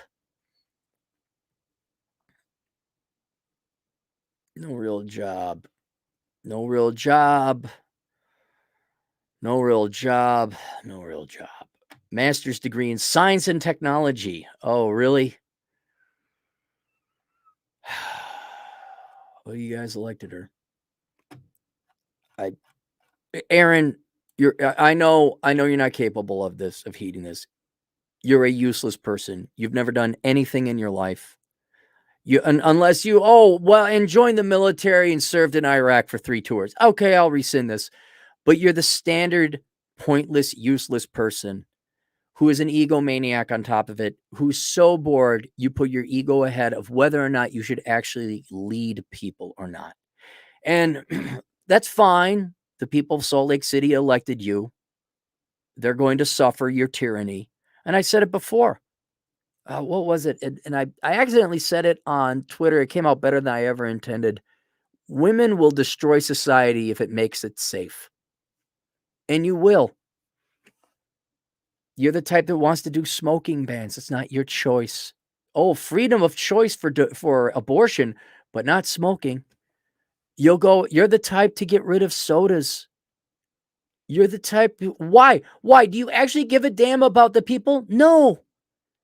You're a worthless, bored. Ultimately, that's what you're. You're a bored, worthless human being who, instead of just collecting a check or living off the government or living off your husband or whatever, and just being a parasite like all good welfare people, no, as evidenced by your choice of degree, your ego won't handle it. You got to go out and lecture and lord other people on what to do with their life because you're too lazy to get a fucking job and do anything real.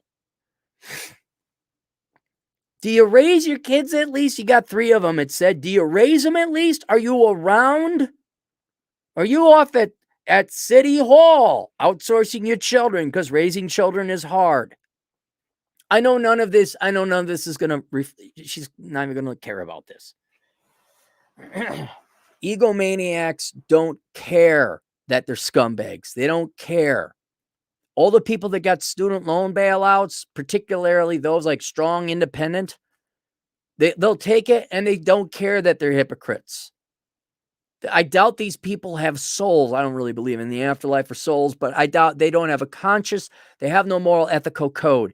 Congratulations, Salt Lake. You hired one worthless piece of shit human being. And I wish it was just worthless. You hired a Karen. And your freedoms are going to be eroded away in the most annoying mosquito at night while you're trying to sleep away. Like, at least I know the Democrats just want my money. All right, I got it. But you're the type, ooh, cell phone ban, cell phone ban. Oop, you can't. And already it's in Utah, so they already have obscure drinking laws. I remember I was in Salt Lake City, and I wanted to get a double Rumplemans because I hired Deseret Peak. Have them look it up. I'm aware of your town, lady. And I wanted to sell it. So I'm like, double Rumplemans. I can't give you a double. Why not? Well, we can only serve one drink at a time. I'm like, oh, God. Fuck. Who would you want? Like, who's the worst tyrant? Stalin, who comes in and says, look, he's very clear. Do what I say or I'll fucking kill you. All right? Just do the fuck what I say or I'll fucking kill you. All right? You're going to vote communism. You're going to work in the fields. We're going to tell you what to do. But and as long as you do that, you're fine. I'll leave you alone.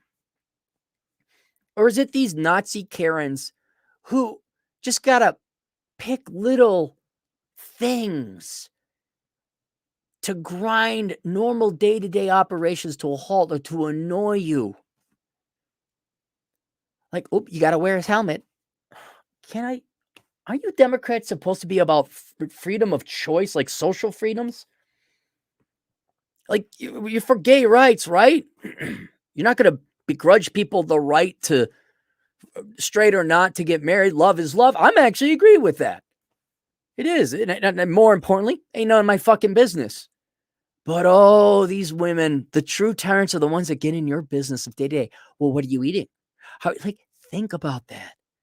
Think about how nothing is going on in their lives, that one of these worthless quantas, male and female, someone came up with the idea you're drinking too much soda. Give me fucking Stalin every day. Holy shit. Can you imagine the kids?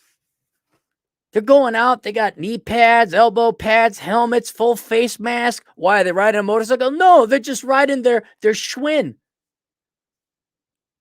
Oh, these kids are probably still masked up too. I bet you these kids are like got a bubble suit on.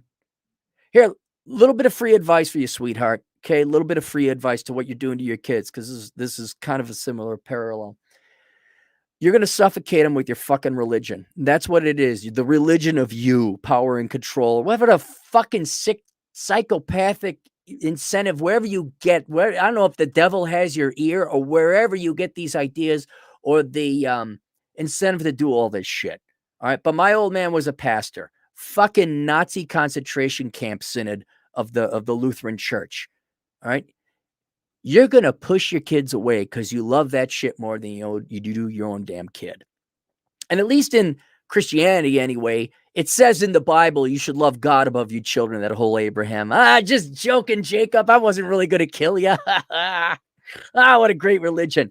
That's you. You love your and I can guarantee you the way you're raising those fucking kids, you're going to be such a fucking iron-fisted tyrant, but the pretty one, like that evil lady in the Harry Potter film where she was just dressed so nice, but she was evil. That's you. And you're going to lose your fucking kids because the fucking religion and your fucking fanaticism. Because if you're slowing people down to 20 miles an hour, oh my fuck. And my children, they need to breathe free air. Your kids are going to go run and scream, and maybe not for the Republican Party. They're going to go run and scream it somewhere. There you go. Just want to say you're a truly despicable, worthless person. You're not improving anyone's life, and you're not fooling me and people who are, clear enough to see you're just a self-aggrandizing Karen. You're a tyrant. Fuck off. But you'll get reelected again. Do I want to? Bank of America from Bloomberg. Bank of America tests no down payment mortgages for minority communities. Prospective borrowers evaluated based on their payment history, which I'm not against this, except for the blatantly racist angle of it. Like, why would it just be non-minority? And this is from a banking financial risk perspective. That's fine. Like, you look at them like, okay, do you have a down? You don't have a down payment. Well, we can understand prices are very high. Maybe you all of a sudden something happened, but you pay your bills. You got a good credit score. Oh yeah, okay. Bank should be allowed. Like, okay, yeah, that's you got a 750 credit score. You make a good enough money. You just got a family on the way. We prefer you have a down payment, but not necessary. It's up to the banks to do that. But you're racist about it, Bank of America. Literal definition of racism. Why are you not offering it to white people? Bank of America started a trial program aimed at helping first-time homebuyers in Black and Hispanic neighborhoods by offering mortgages that don't require down payments, closing costs, or minimum credit scores. Okay. I didn't get to that part.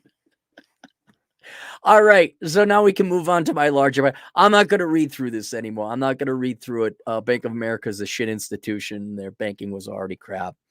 Now they're doing this. But here's what I wanted to point out. Bank of America tests no down payment mortgages for minority communities. All right. Now, if you'll allow me to point out the word tests, but let's replace no down payment mortgages for minority communities. Let's replace that with what this is: communism. And let me go through another couple things. No, here. Notice the verbiage. Minneapolis rolls out guaranteed income pilot program. The initiative is targeted to help individuals who have experienced a financial toll from COVID-19. This was about half a year ago. They're going to test a UBI.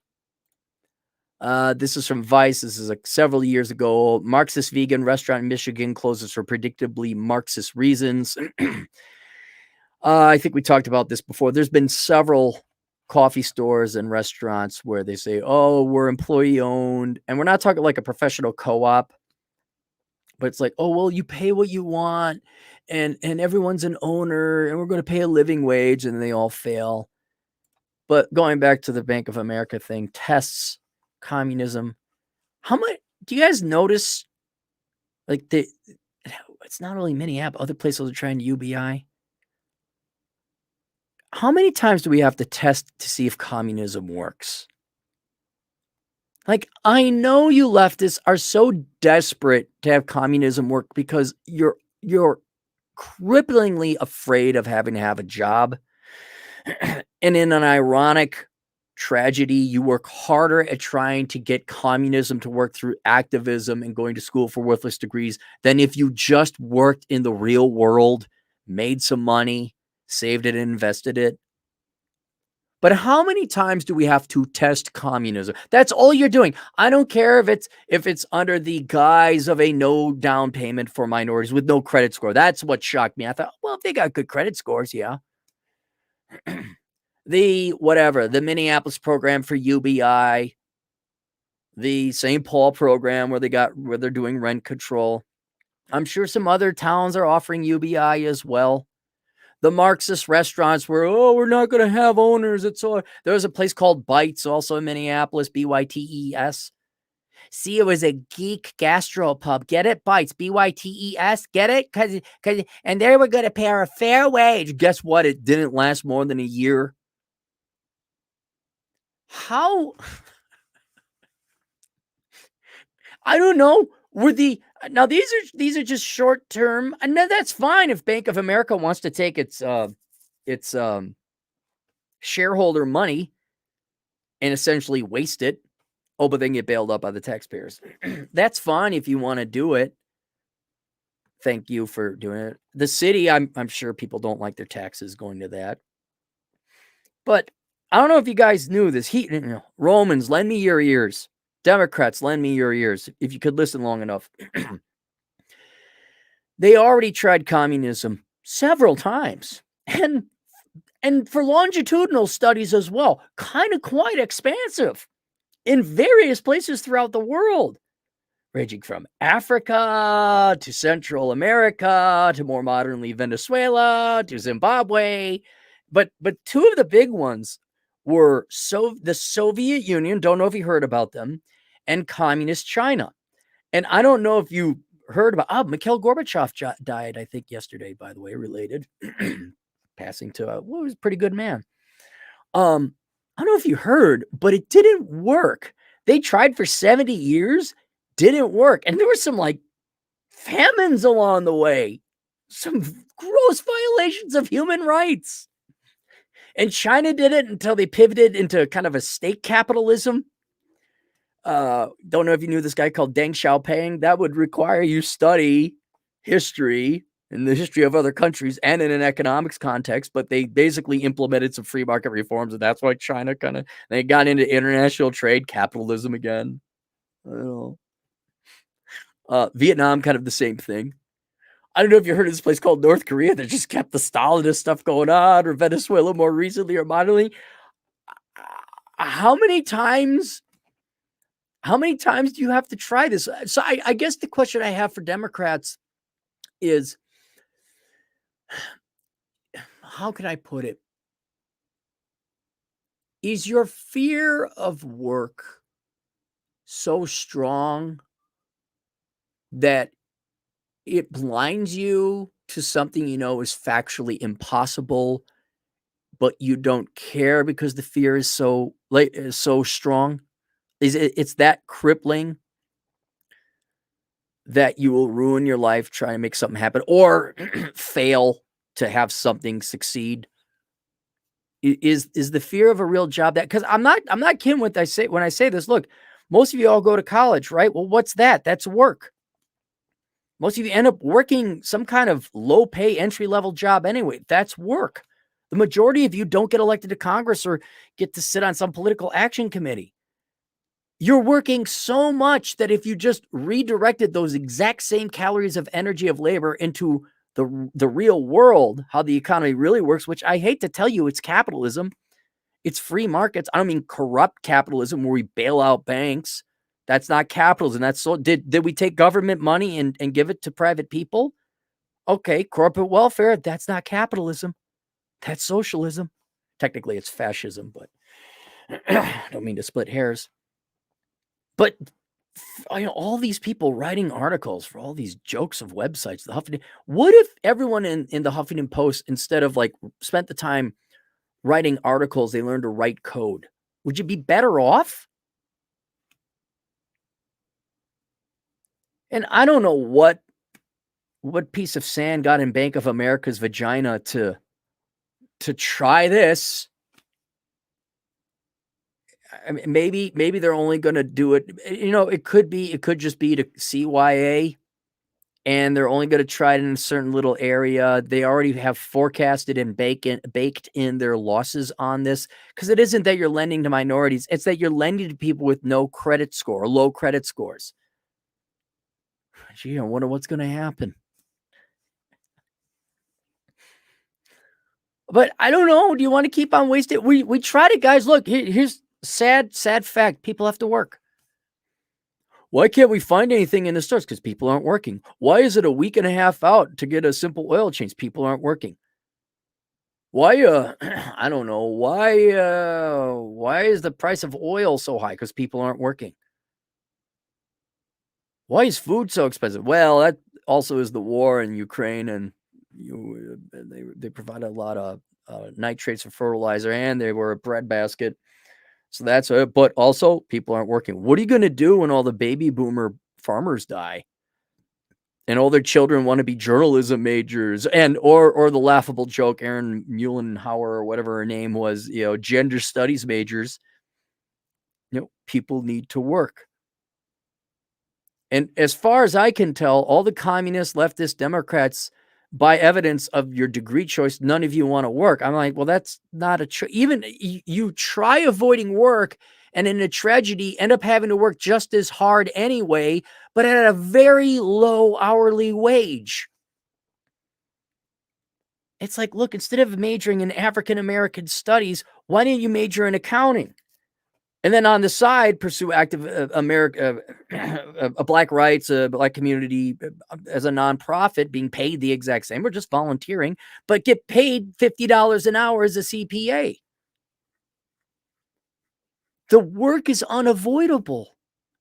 It's going to happen, guys, and you're going to work harder trying to avoid the real world than like, look at all the effort. Poor girls. I'm being deadly serious about you girls who have been given this lie that big is beautiful. All the effort you put into dolling yourself up, hair, makeup, weaves, nails, heels, clothing, all the money you got to go and drop in that. It's all, just give me the money and I'll save you the time. You don't have to go on the date. Just give me all that money. You know what? I'll take half that money. I'll invest it in an IRA for you. Start investing for you. And I'll take the other half as a consulting fee. And you know what? We're going to save you heartache. We're going to save you time. We're going to save you frustration. And you'll have the beginnings of a retirement plan. But man, and I know maybe it's the perfect mental state. Maybe lies are the most powerful drug ever because you love the way it feels, even though the real world around you has no success and no effect, no progress, no tangible results, just failure after failure after failure after failure.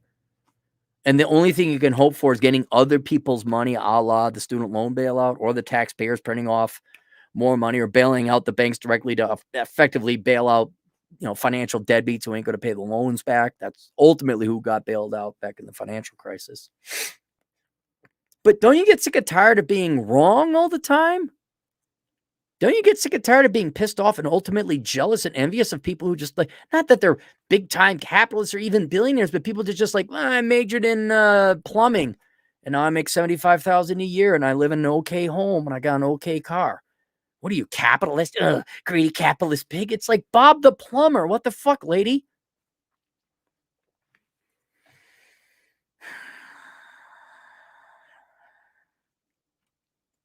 Customers using program be evaluated for a home loan, not by credit scores, rather factor as their history of making rent, utility, phone, and auto insurance payments on time. That would be reflected in their... What? What do you think determines the credit score? I know they're bankers. They're dumb. Oh, Bank of America is shit, by the way. I went through for reasons that are ulterior, not illegal or unethical either. I had to get a bank account at Bank of America in Vegas. There's a reason for it. And man, are you guys shittily managed? It's like walking into the Verizon or the T-Mobile cell phone store when I need to buy a new cell phone. I take it back. T-Mobile is actually pretty well managed, but Verizon is an adult diarrhea, shit and diaper daycare who presumably sell you phones sometimes. And Bank of America is a fucking shit show.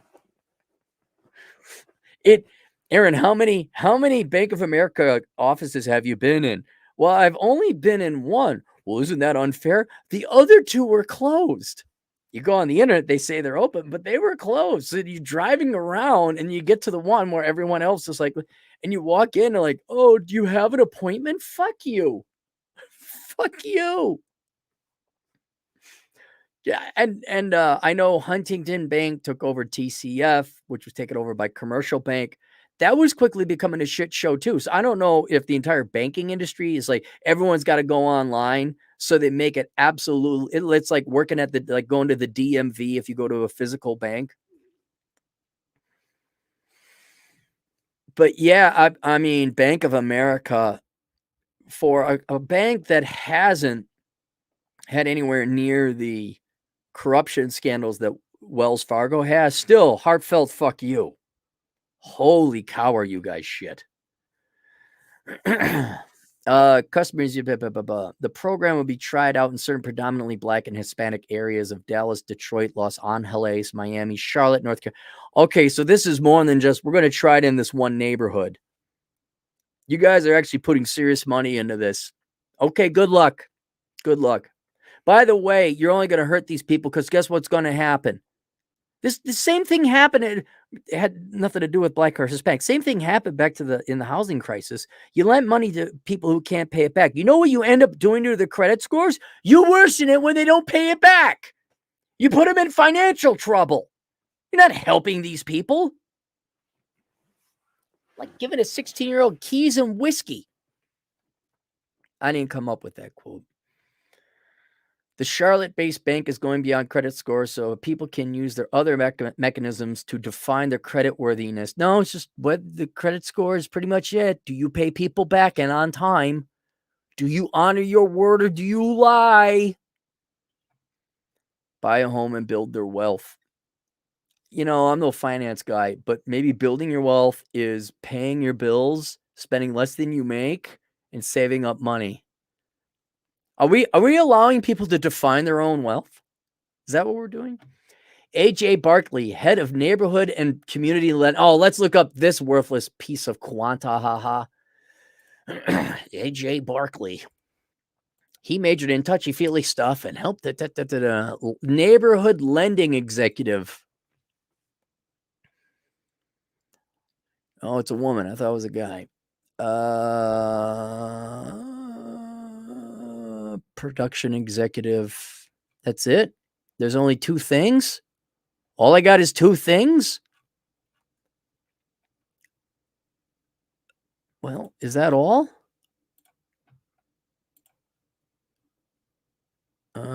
Author at Inman. Is it the same? Okay, so this is, she's an author. Vibrant. Oh, she's an author for this website, this no-name blog that I've never heard of. Read more. In a role, A.J. Barkley is tasked with finding ways to drive successful home ownership amongst low to moderate income borrowers, underserved community, multicultural borrowers, and all economic situations. Heads up. Barkley heads up Bank of America's community home ownership commitment, a $5 billion initiative. $5 billion, huh?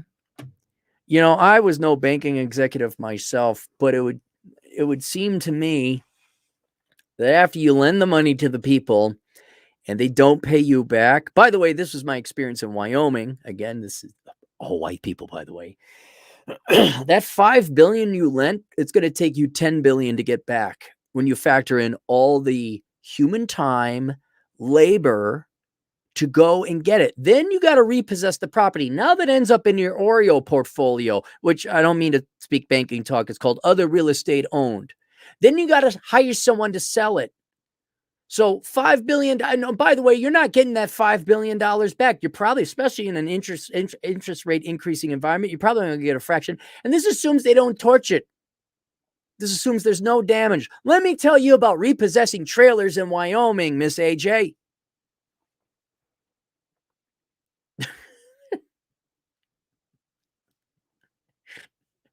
And that doesn't even include, because you're Bank of America. You're a big bank. The feds are up your ass. They were up your ass long ago. It has nothing to do with Bank of America because all the bankers just lent money. That was never going to get paid back. The last thing I did, I wasn't even a banker or a vice president or an economist. All I did was I was a compliance officer, essentially, because the bank I worked for was so shittily managed and we had so many outstanding delinquent defaulting loans and OREO properties that the feds had to come in and say, we're coming here every week. You're liquidating your OREO portfolio and you're writing reports every week about all your delinquent and defaulted loans for every loan we had. And this was truly a shitty bank headed up by truly shitty people with really shitty clients. And all I did was write reports for the feds, updating like, nope, but you haven't repossessed yet. I don't know, because the dickhead bosses had their thumbs up their ass. I don't know why they didn't just send me out to go get it. But in either case, so you're going to be spending at least twice what you lend out recovering because of all to go get it. And then all the damage in the property that's going to happen. And then to sell it at a fraction and paying realtors fees. And I guarantee you a third of your costs are going to come with compliance for the feds. A virtue signaling is a great marketing strategy. Just go have fun with it. Have fun with your pilot program into communism. Let me know how it works.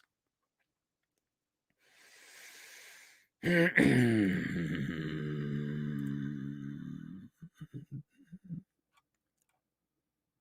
do some super chats. We'll play catch up on that.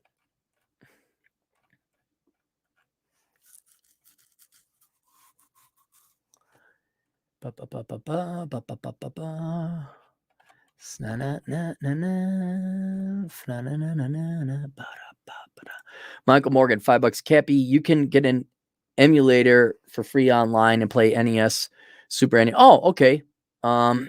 Even old computer games like the original Fallout. Thanks, Michael. Yeah, I should do that. I'll get an emulator. Go play those. I kind of got it all set up. I got enough.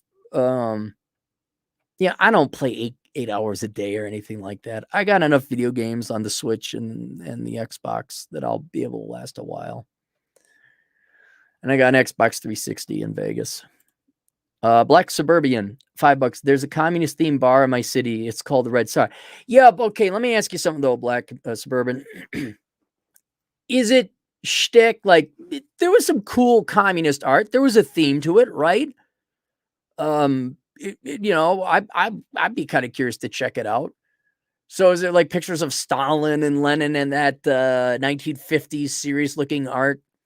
Is Mao Zedong in there? Actually, you know what, Black? Go take some pictures and send them to me. Email me over at assholeconsulting.com. I'd be curious to see how it is. My question is, do they make money? Is it for profit? Or is it, oh, we're here to help out the community? Or is it just like, nah, it's, they got like a tiki bar in Vegas. People aren't running around in loincloths at the place. It's just Fred's Tiki Lounge.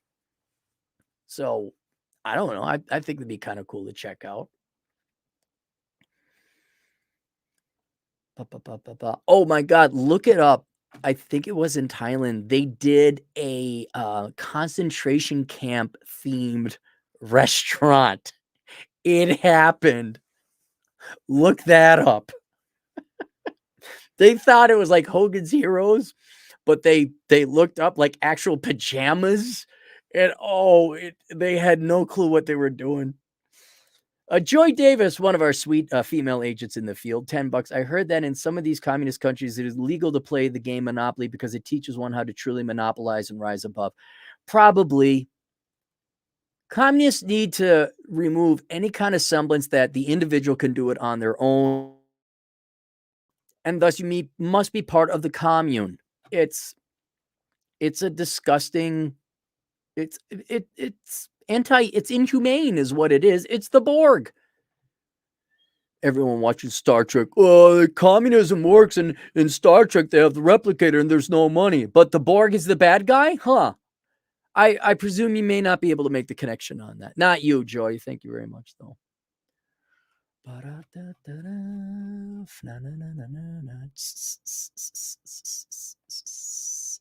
More Soviet theme. Vodka bar. That makes sense. Yeah, that makes sense. I imagine they have some really good vodka, right? It's like an Irish bar having whiskey. Shock. Oh, my God.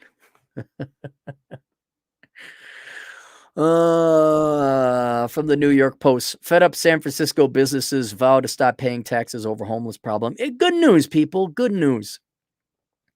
And there's a picture of a black woman in a sharp business attire looking at a homeless person asking for money. You all deserve it. You all deserve it. Businesses is one of the trendiest sections of San Francisco. Oh, businesses in one of the trendiest sections of San Francisco are threatening to withhold tax payments unless city takes action in removing homeless people from the area, claiming that their presence has hurt the bottom line. I know there's not a single Republican, conservative, libertarian / capitalist business in the Castro district. I believe it's the Castro district there. There's not one of you that's a Republican. You would have left long ago. What the fuck were you thinking voting in all that shit was? What the fuck are you thinking? How fucking dense are you? How powerful is this woke popularity contest you have of socialism and communism and having no consequences for people? How blind are you to the consequences of your choices? You dare this is like the people in Seattle. We vote Democrat. Where they remember, I think it wasn't even on Mercer Island, but Seattle was having some protests and people crapping in the streets. They had the Chaz, the Republic of Chaz. And all the Democrats like, we're not those people. We vote Democrat. What do you mean you're raising our taxes? And where are the cops? It's like, you voted for this shit. Like, there's got to be a 10% of you elite, fat, rich, liberal dumbasses who mom and dad shove so much money up your asses that you actually think the dredges of society, that your average rank and file deadbeats who take free money, your parasites, you actually think the parasites are like you? You think human nature is just like, oh, well, we're intellectual elitist liberals who have master's degrees in the social sciences and the liberal arts. Why everyone is refined as an intelligent. You're like, oh my God, they're shooting everybody and burning the buildings down.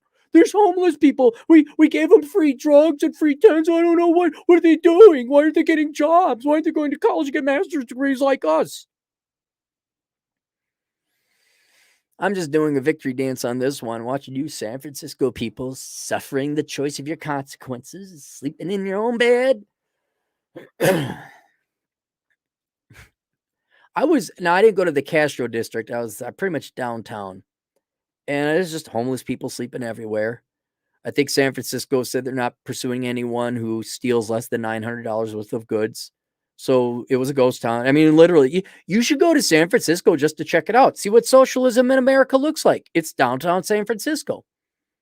There's like, there was Henry's Hunan was open. I tried that. Very average. There were some coffee stores that were open, but by the time I got to one, it was closed. The buses were practically empty, but still running. Barely any traffic. It felt like a zombie movie, like during the daytime. And the one with Will Smith, not Omega Man. I Am Legend, was that it? Look, guys, you're mentally ill. You're as mentally ill as the homeless that you let run around your place, but probably even worse. You're so unaware, and now you dare complain. Now, admittedly, probably a handful of people complained, and the New York Post, being the tabloid that it is, ran with it. But even if it's like a handful of you morons, but there's a link here.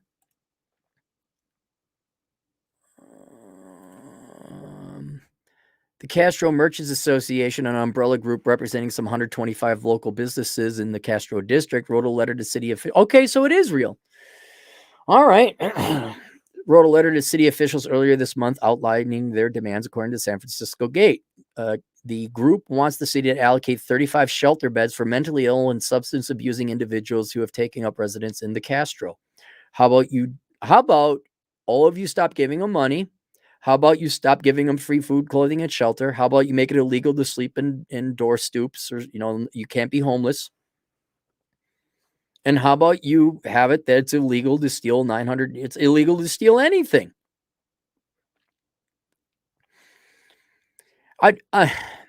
The group wants the city to allocate 35 shelter beds for mentally ill.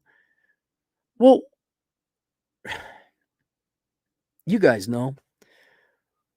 Let's say you gave them the 35 shelter beds. Now what? You've just given them housing, free housing in San Francisco. You think they're going to leave? No, they're just going to get a good night's rest. They're going to be out there again. And it's going to attract more people. And you're going to say, we need more, we need more, we need more. Here's a sad fact. You need to let the majority of people suffer and starve and face the full cost and consequences of their decisions, because it is only death and starvation. And in my case, it was starvation and cold, which ultimately it all is death.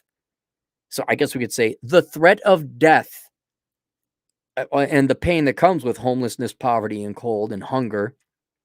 That's what prompts people to get off their ass. And all you Democrats, all you touchy do-gooder liberals, all of you are enablers. And instead of ending human suffering, you perpetuate it and you make it worse. You're some of the most clueless and ultimately accidentally despicable people on the face of the planet, because all you've done, look, you're smart enough to have an abortion so the kid doesn't grow up in a pained and tortured family environment, right? Why don't you get that? about the homeless or poor people in general. Stop bailing them out. Now, if someone is genuinely poor, something truly bad befalls them, like Thor and Missy, please search Thor and Missy GoFundMe. Those people are deserving of charity. But all you're doing is not keeping these people alive. You're certainly doing that. You're continuing to keep them alive so they suffer more. Not that your goal is to have them suffer more, but that's all that's going to happen. You are continuing to extend their suffering. That's it.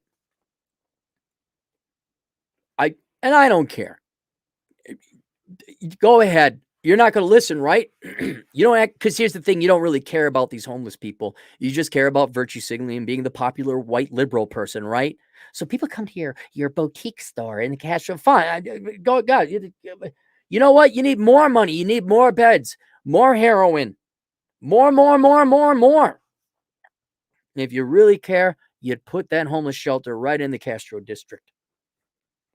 I don't even think. Wait, hang on. Let me look this up. Castro district. Where is that relative to where I was? I clicked on it. Please open. Please load so I can zone. Oh. All right. I was Union Square area, I think. Okay, so you guys are to the south and west. Where was I? Soma? Was I in Soma?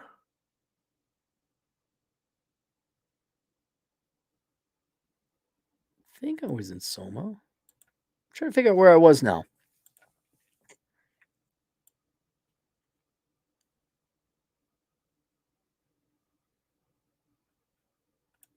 No, I was downtown. I was near the financial district.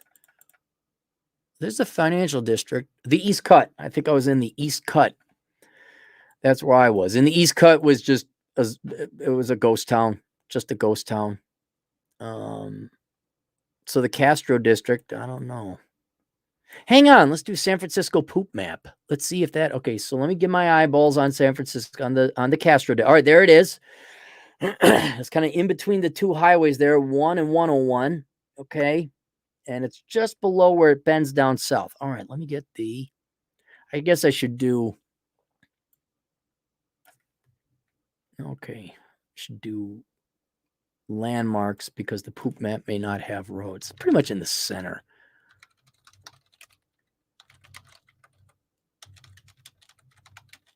Poop map.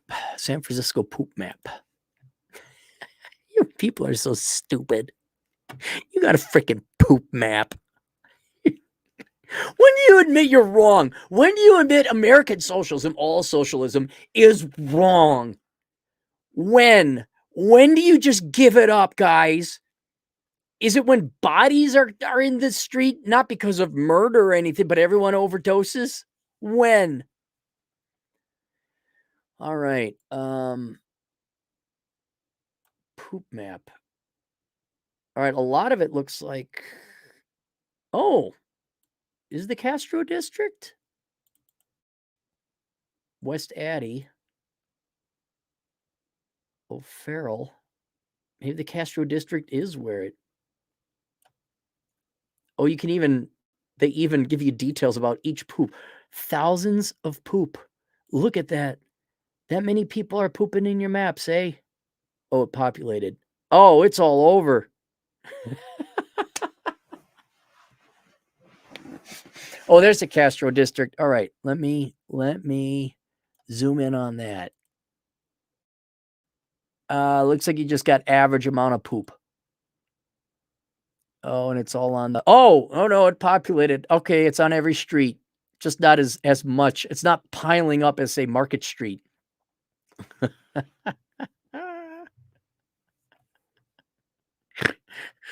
Oh God, that's great. That's just great. Oh.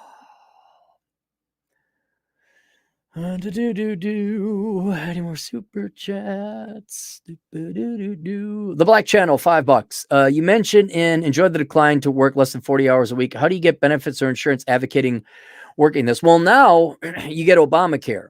because if you work less and you don't make that much money, you get a subsidy essentially. So you got to go on the state exchange. Each state has their own exchange, and based on your income and all that, they have that. Now, you may be in the enviable or unenviable position of if you make a lot per hour.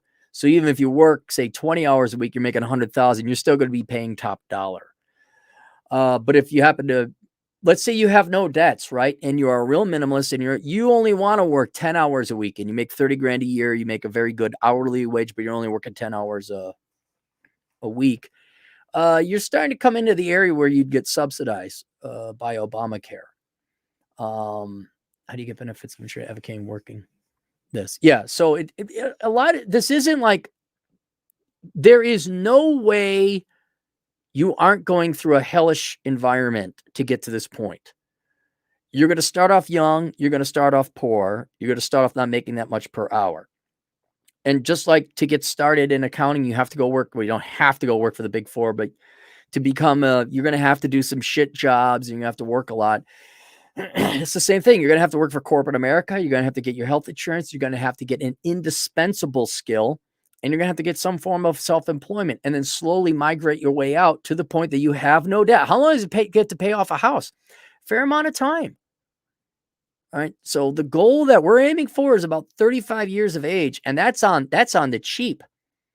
That's why I always advocate the military. Okay. You knock that out right off the bat. You got the VA for the rest of your life. You don't pay for that. I know the military people complain about the VA. I know, guys, but if you're young, you don't really need that much. You're young and in shape. And you can always supplement the VA with some other kind of supplemental insurance if you want to get some private insurance.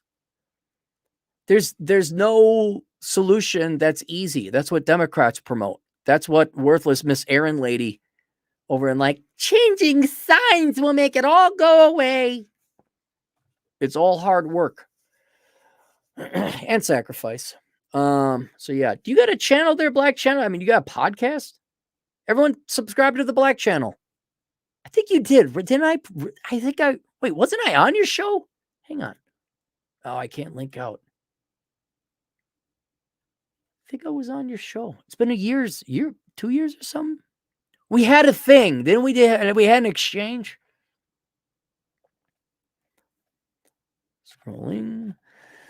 Everyone go subscribe anyway. You gave me $5. And more where I can kind of sympathize with the Socialist from Business Insider, which is leftist trash. It is not pro-business. Car companies stand to make billions by charging you monthly fees for add-on features like heated seats. Car companies want to rake in billions by asking customers to subscribe to vehicle features. Today, car makers offer subscriptions for automatic high beams, remote start, and other functions. Customers don't seem as excited about the trend as car companies. I'd imagine not. How would you feel about paying $5 each month for the ability to lock and unlock your car from a distance through an app? What about a $25 per month charge for advanced cruise control? Or $10 to access heated seats? What if those charges continued long after your car was paid off? We need to find the guy or the gal that came up with this idea in the automotive industry and beat the ever-living fucking shit out of you. In Minecraft, I'm not actually advocating violence. I'm joking, but I would be lying if I didn't say that I'd be sorely tempted to get a running start and kick that asshole right in the fucking nuts. Really? You're going to be dicks, huh? I'm trying to think of a more dickish move. I think this even outdoes the assholes in the movie theater where we're going to do assigned seating. Oh, there's another guy that needs kicked in the nuts, or a girl. I don't know. Sounds like a guy would come up with something like. I don't think a woman would come up with this. I just truly dickish moves like this are probably a guy's domain. As vehicles become increasingly connected to the internet, car companies aim to rake in billions by having customers pay monthly or annual subscriptions to access certain features. Not content with the relatively low margin business of building and selling cars, automakers are eager to pull down Silicon Valley style profits. But unlike with Netflix, you won't be able to use your ex-girlfriend's uncle's login in your new BMW. This is why I'm already pissed off with the over-engineered nagmobiles that are out there right now. Dinging if I get too far to the shoulder, get too close to the center line. I don't like being dinged when my seatbelt isn't on. I don't like the start stop at the I will buy a piece of crap used cars for the rest of my days. And I will pay engineers to pull out every fucking safety feature, and not safety feature. I'm for safety features. Every fucking nag feature you put in these cars, I'm going to have it, I'll engineer it out. Whether that's a computer programmer that's got to hack the vehicle and, oh, it might avoid the warranty. Oh, too bad. Or I just pull this shit out and make it an analog car. You start doing this shit where I got to pay to have a horn or something? Fuck you. Fuck you. I see, and I would think that all people would say, nope, we're not doing this. We're not doing this. We won't buy the cars. And the free market would work and you'd have a horrible year of sales. And then you're like, oh, okay, I guess we did. But I have a feeling Americans are dumb enough to do this. I have a feeling they'll pay that. I'm going to close this out. I didn't ask for this. Oh, I can't get rid of it, can I, Business Insider? All right, never mind. I could see it. We're like, oh, okay. Americans are sheep. I have someone who sent in a request that had a really good philosophical question about Americans programming. I don't know if he's going to pay or not, but if he does, it'd be a very interesting insight because it's a good question. For automakers, the advantage of this model is clear. Not only do they get a stream of recurring revenue for years after initial purchase, they can hope to maintain a longer-term relationship with the customer and build brand loyalty. This is like a girl saying, yeah, I was going to give you blowjobs, but now you got to pay for it. And I was going to, would you like the nice girlfriend feature to be turned on? Because otherwise I'm going to act like a raving bitch. Oh, yeah, that's going to get brand loyalty, said Kristen College, vice president and head of auto benchmarking and mobility development at JD Power. Not only gets your, how is that going to build anything but hatred?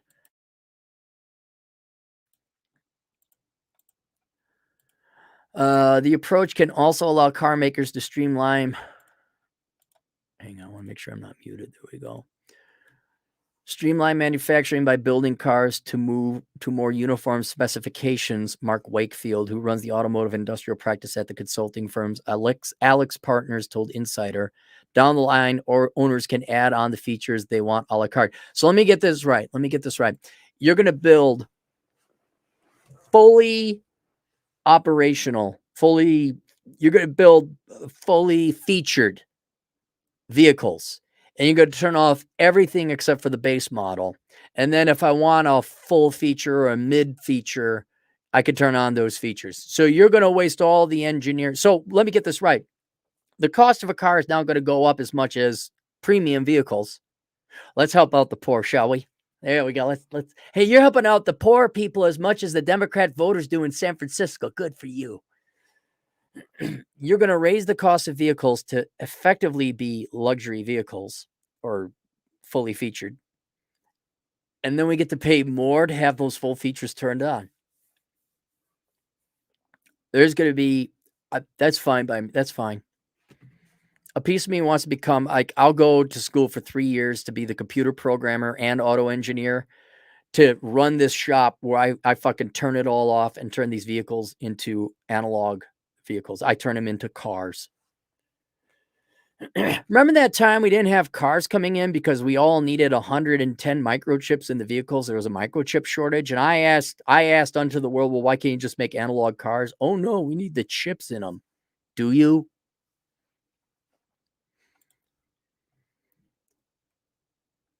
It's all made possible by the advent of over-the-air software updates, which were pioneered by Tesla around a decade ago and are now entering the mainstream. Today's vehicles are more internet-connected and computerized than ever before, meaning car companies can reach deep inside a vehicle to add new capabilities and tweak things from a distance. doing shit I never wanted or do shit I don't want it to do. Brands not to buy include brands including Lexus, Toyota, the same thing, and Subaru invite owners to pay for the convenience of being able to lock or start their cars remotely through an app.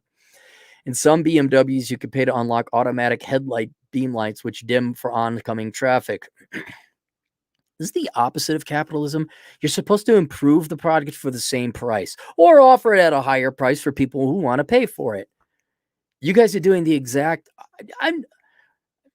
Yeah, I could see where. Gee, I wonder why socialism, despite its horrific track record, still has supporters.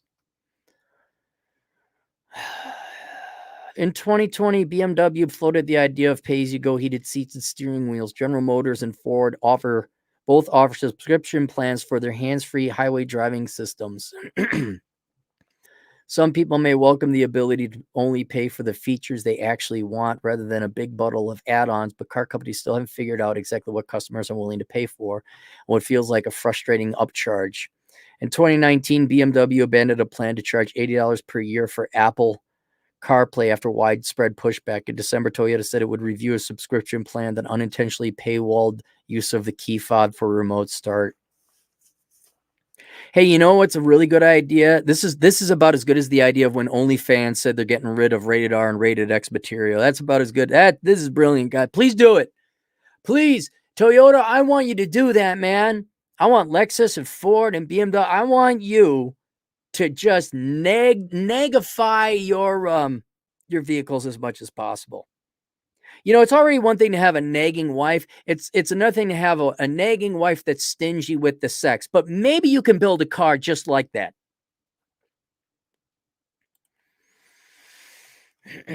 All right.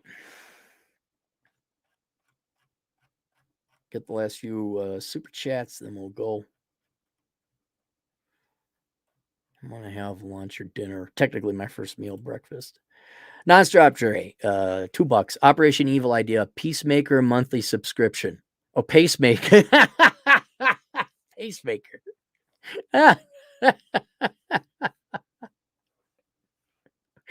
Dre, you gotta get your degree in computer science and go make some money, man. You gotta get into work. You gotta go and be an entrepreneur as quickly as possible. You like heartbeats, do you? How much? Oh, I think that's it. We're caught up. All right. If you guys kindly would, go get a couple of my books. If it's of interest to you, there's Bachelor Economics. That's the financial advice Bible for men and women brave enough to read it. Why would they have to be brave? Because it tells them the truth. It tells them the degrees are pretty worthless. Ooh, but that would hurt their feelings. That's why I don't advertise to women. Also, what else we got here on my floor? The Pence Principle. I didn't write that. All lessons all men must learn from Ford Kavanaugh. Worthless young person's indispensable guide to choosing the right major. I don't know. You guys pissed off that we bailed out the worthless parasite people with stupid degrees? You are? Well, there was a book written 11 years ago that would have prevented that, but not enough people bought it for their kids. Oh, for you guys, Curse of the High IQ. That's a book about the drawbacks of being very intelligent in today's society, which are becoming more and more apparent every day. What's it like? You know, here you are, just an intellectually honest person.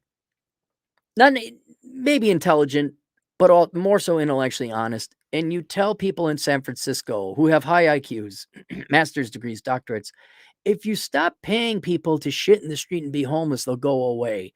And their reaction to this important empirical argument is you're a racist or a sexist or hate women or homophobic. You know, like, what the hell does that have to do with any of the things? And then you realize why you need this book. Then you realize, like, oh, it goes beyond IQ. This poor kid, good kid, a full-grown adult. I was at a venue.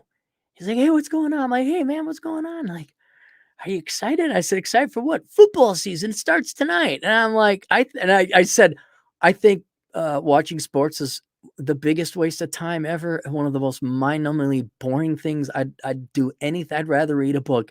And you saw me just crush him. I'm like, why? You like sports? Like, I'm pretty big into college football. I'm like, it's all right. You could. I said, well, who you cheer on? Nebraska. I'm like, good. Glad you're happy about it. But for those of you who have an IQ above 12 and you're bored with sports, go get that. The Curse of the High IQ. How not to become a millennial. How not to rely on the Democrat Party to bail you out with other people's money and be a parasite. That's basically it. And there's no complaints. You don't get to complain. You stole my money. You took money away that was not yours. I've tried for over a decade to prevent this from happening, and now everyone can fuck off, and I'm going to point out the truth. You are parasites. You are thieves. You are part-time slave masters. Go fuck yourselves, and fuck you. You're not strong and independent. And you're dumb. By the way, all you college-educated kids, you're dumber than fucking shit. The hilarity, there's a video back where Female Dating Strategy sent out an email saying, now we can finally, with the student loan bailouts, now women can finally start businesses. And I'm like, you're going to start a business? You're so fucking stupid. You're so fucking lazy. You need a student loan bailout. You're so bad with money. You're going to start a business? Oh, that's rich. By the way, Female Dating Strategy, fuck you. You are not real feminists. You are parasites. And fuck you feminists who keep saying that you're strong, independent women when you take a student loan bailout. You are not. Just admit that. All right. You're not real feminists. You should be ashamed of yourself. You are dependent women. Now go join the Republican Housewives Club. And instead of having a husband that you live off of, you are now a ward of the state, but you are not independent by black and white literal definition. Fuck you. Shut up. That's the silver line. Now I could just say, oh, you took a student loan bailout? Shut the fuck up. If I'd even get to the point I find out someone took a student loan bail, I'm like, yeah, you're paying for my drink. See if again. No. You're going to pay for my drink because you're a parasite. You're a thief. You took my money. If you even have the slightest bit of morality in you, you'll pay for my drink.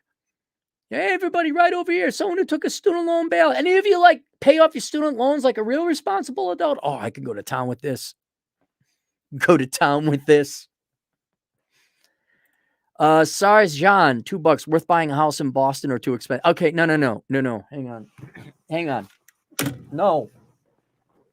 Where'd it go? Lars? SARS.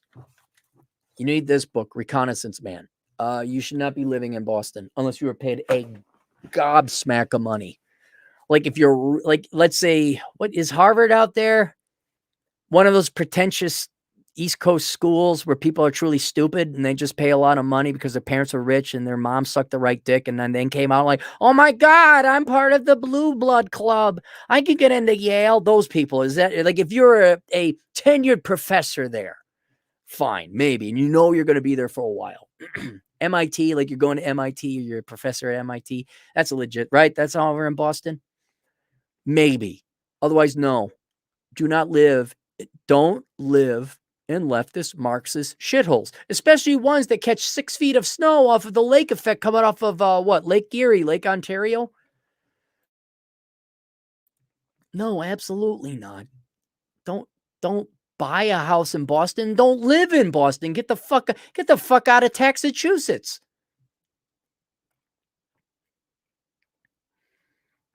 What else do I got? Oh, and then the two most recent books, The Menu, Life Without the Opposite Sex.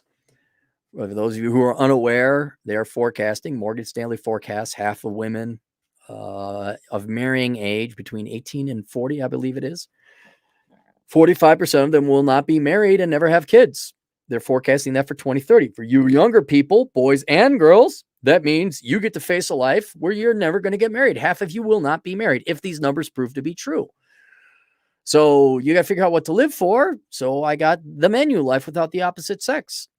And wrote it basically say don't kill yourself because that's what Fred did. And we don't want you guys doing that. We want you to live. And then the Book of Numbers analyzing the ROI and the pursuit of women. If you guys are wondering if it's worth $265,000 of cash expenses and most of your post-pubescent life chasing women and getting divorced, with a 50% chance of it getting divorced, with a 75% chance it will be initiated by the woman, with the average payout settlement being around $120,000. If you're wondering if that is a wise investment, may I recommend you get the Book of Numbers,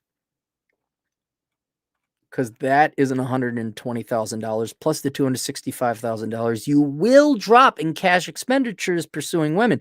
So before you drop roughly an expected cost of $300 and change, $400,000 almost, will you, for $15.95, go buy the paperback, Kindle, or audio version of the Book of Numbers, Analyzing the ROI in the Pursuit of Women, available on paperback, Kindle, and audio on Amazon? SARS, more jobs in this metro area, though. I mean, yeah, if the cost benefit works out, yeah, go ahead. I mean, it's really how long you're going to be there. If you're going to be there for 10 years and you know it, yeah, okay, you might as well get a house then. But if you don't know, or the job is iffy, and then they start saying, we need diversity and inclusion training. Oh, you didn't say, and they're going to fire you because you're like, yeah, fuck you. Then I would not, I would not get a house. That's it. I think that's all. Minimalism course closes today.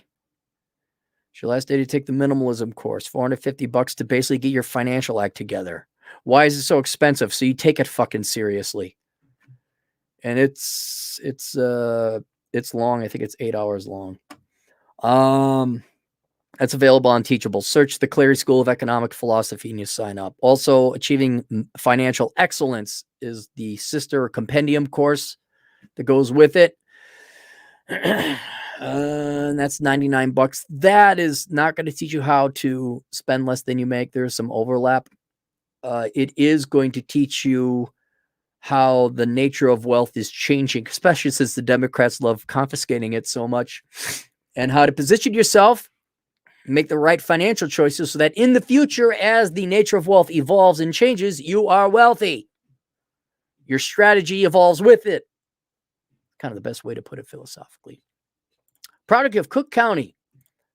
$5. Yeah, man, I love Chicago, but I got to get out of here when I can. Much love from the Southwest. Well, what neighborhood? Like, are you talking Comiskey Park, Southwest? Are you talking, there's like that Oak something? There's that little hamlet way out. I lived over on the north side. All right, there you go. See you guys later. Toodles.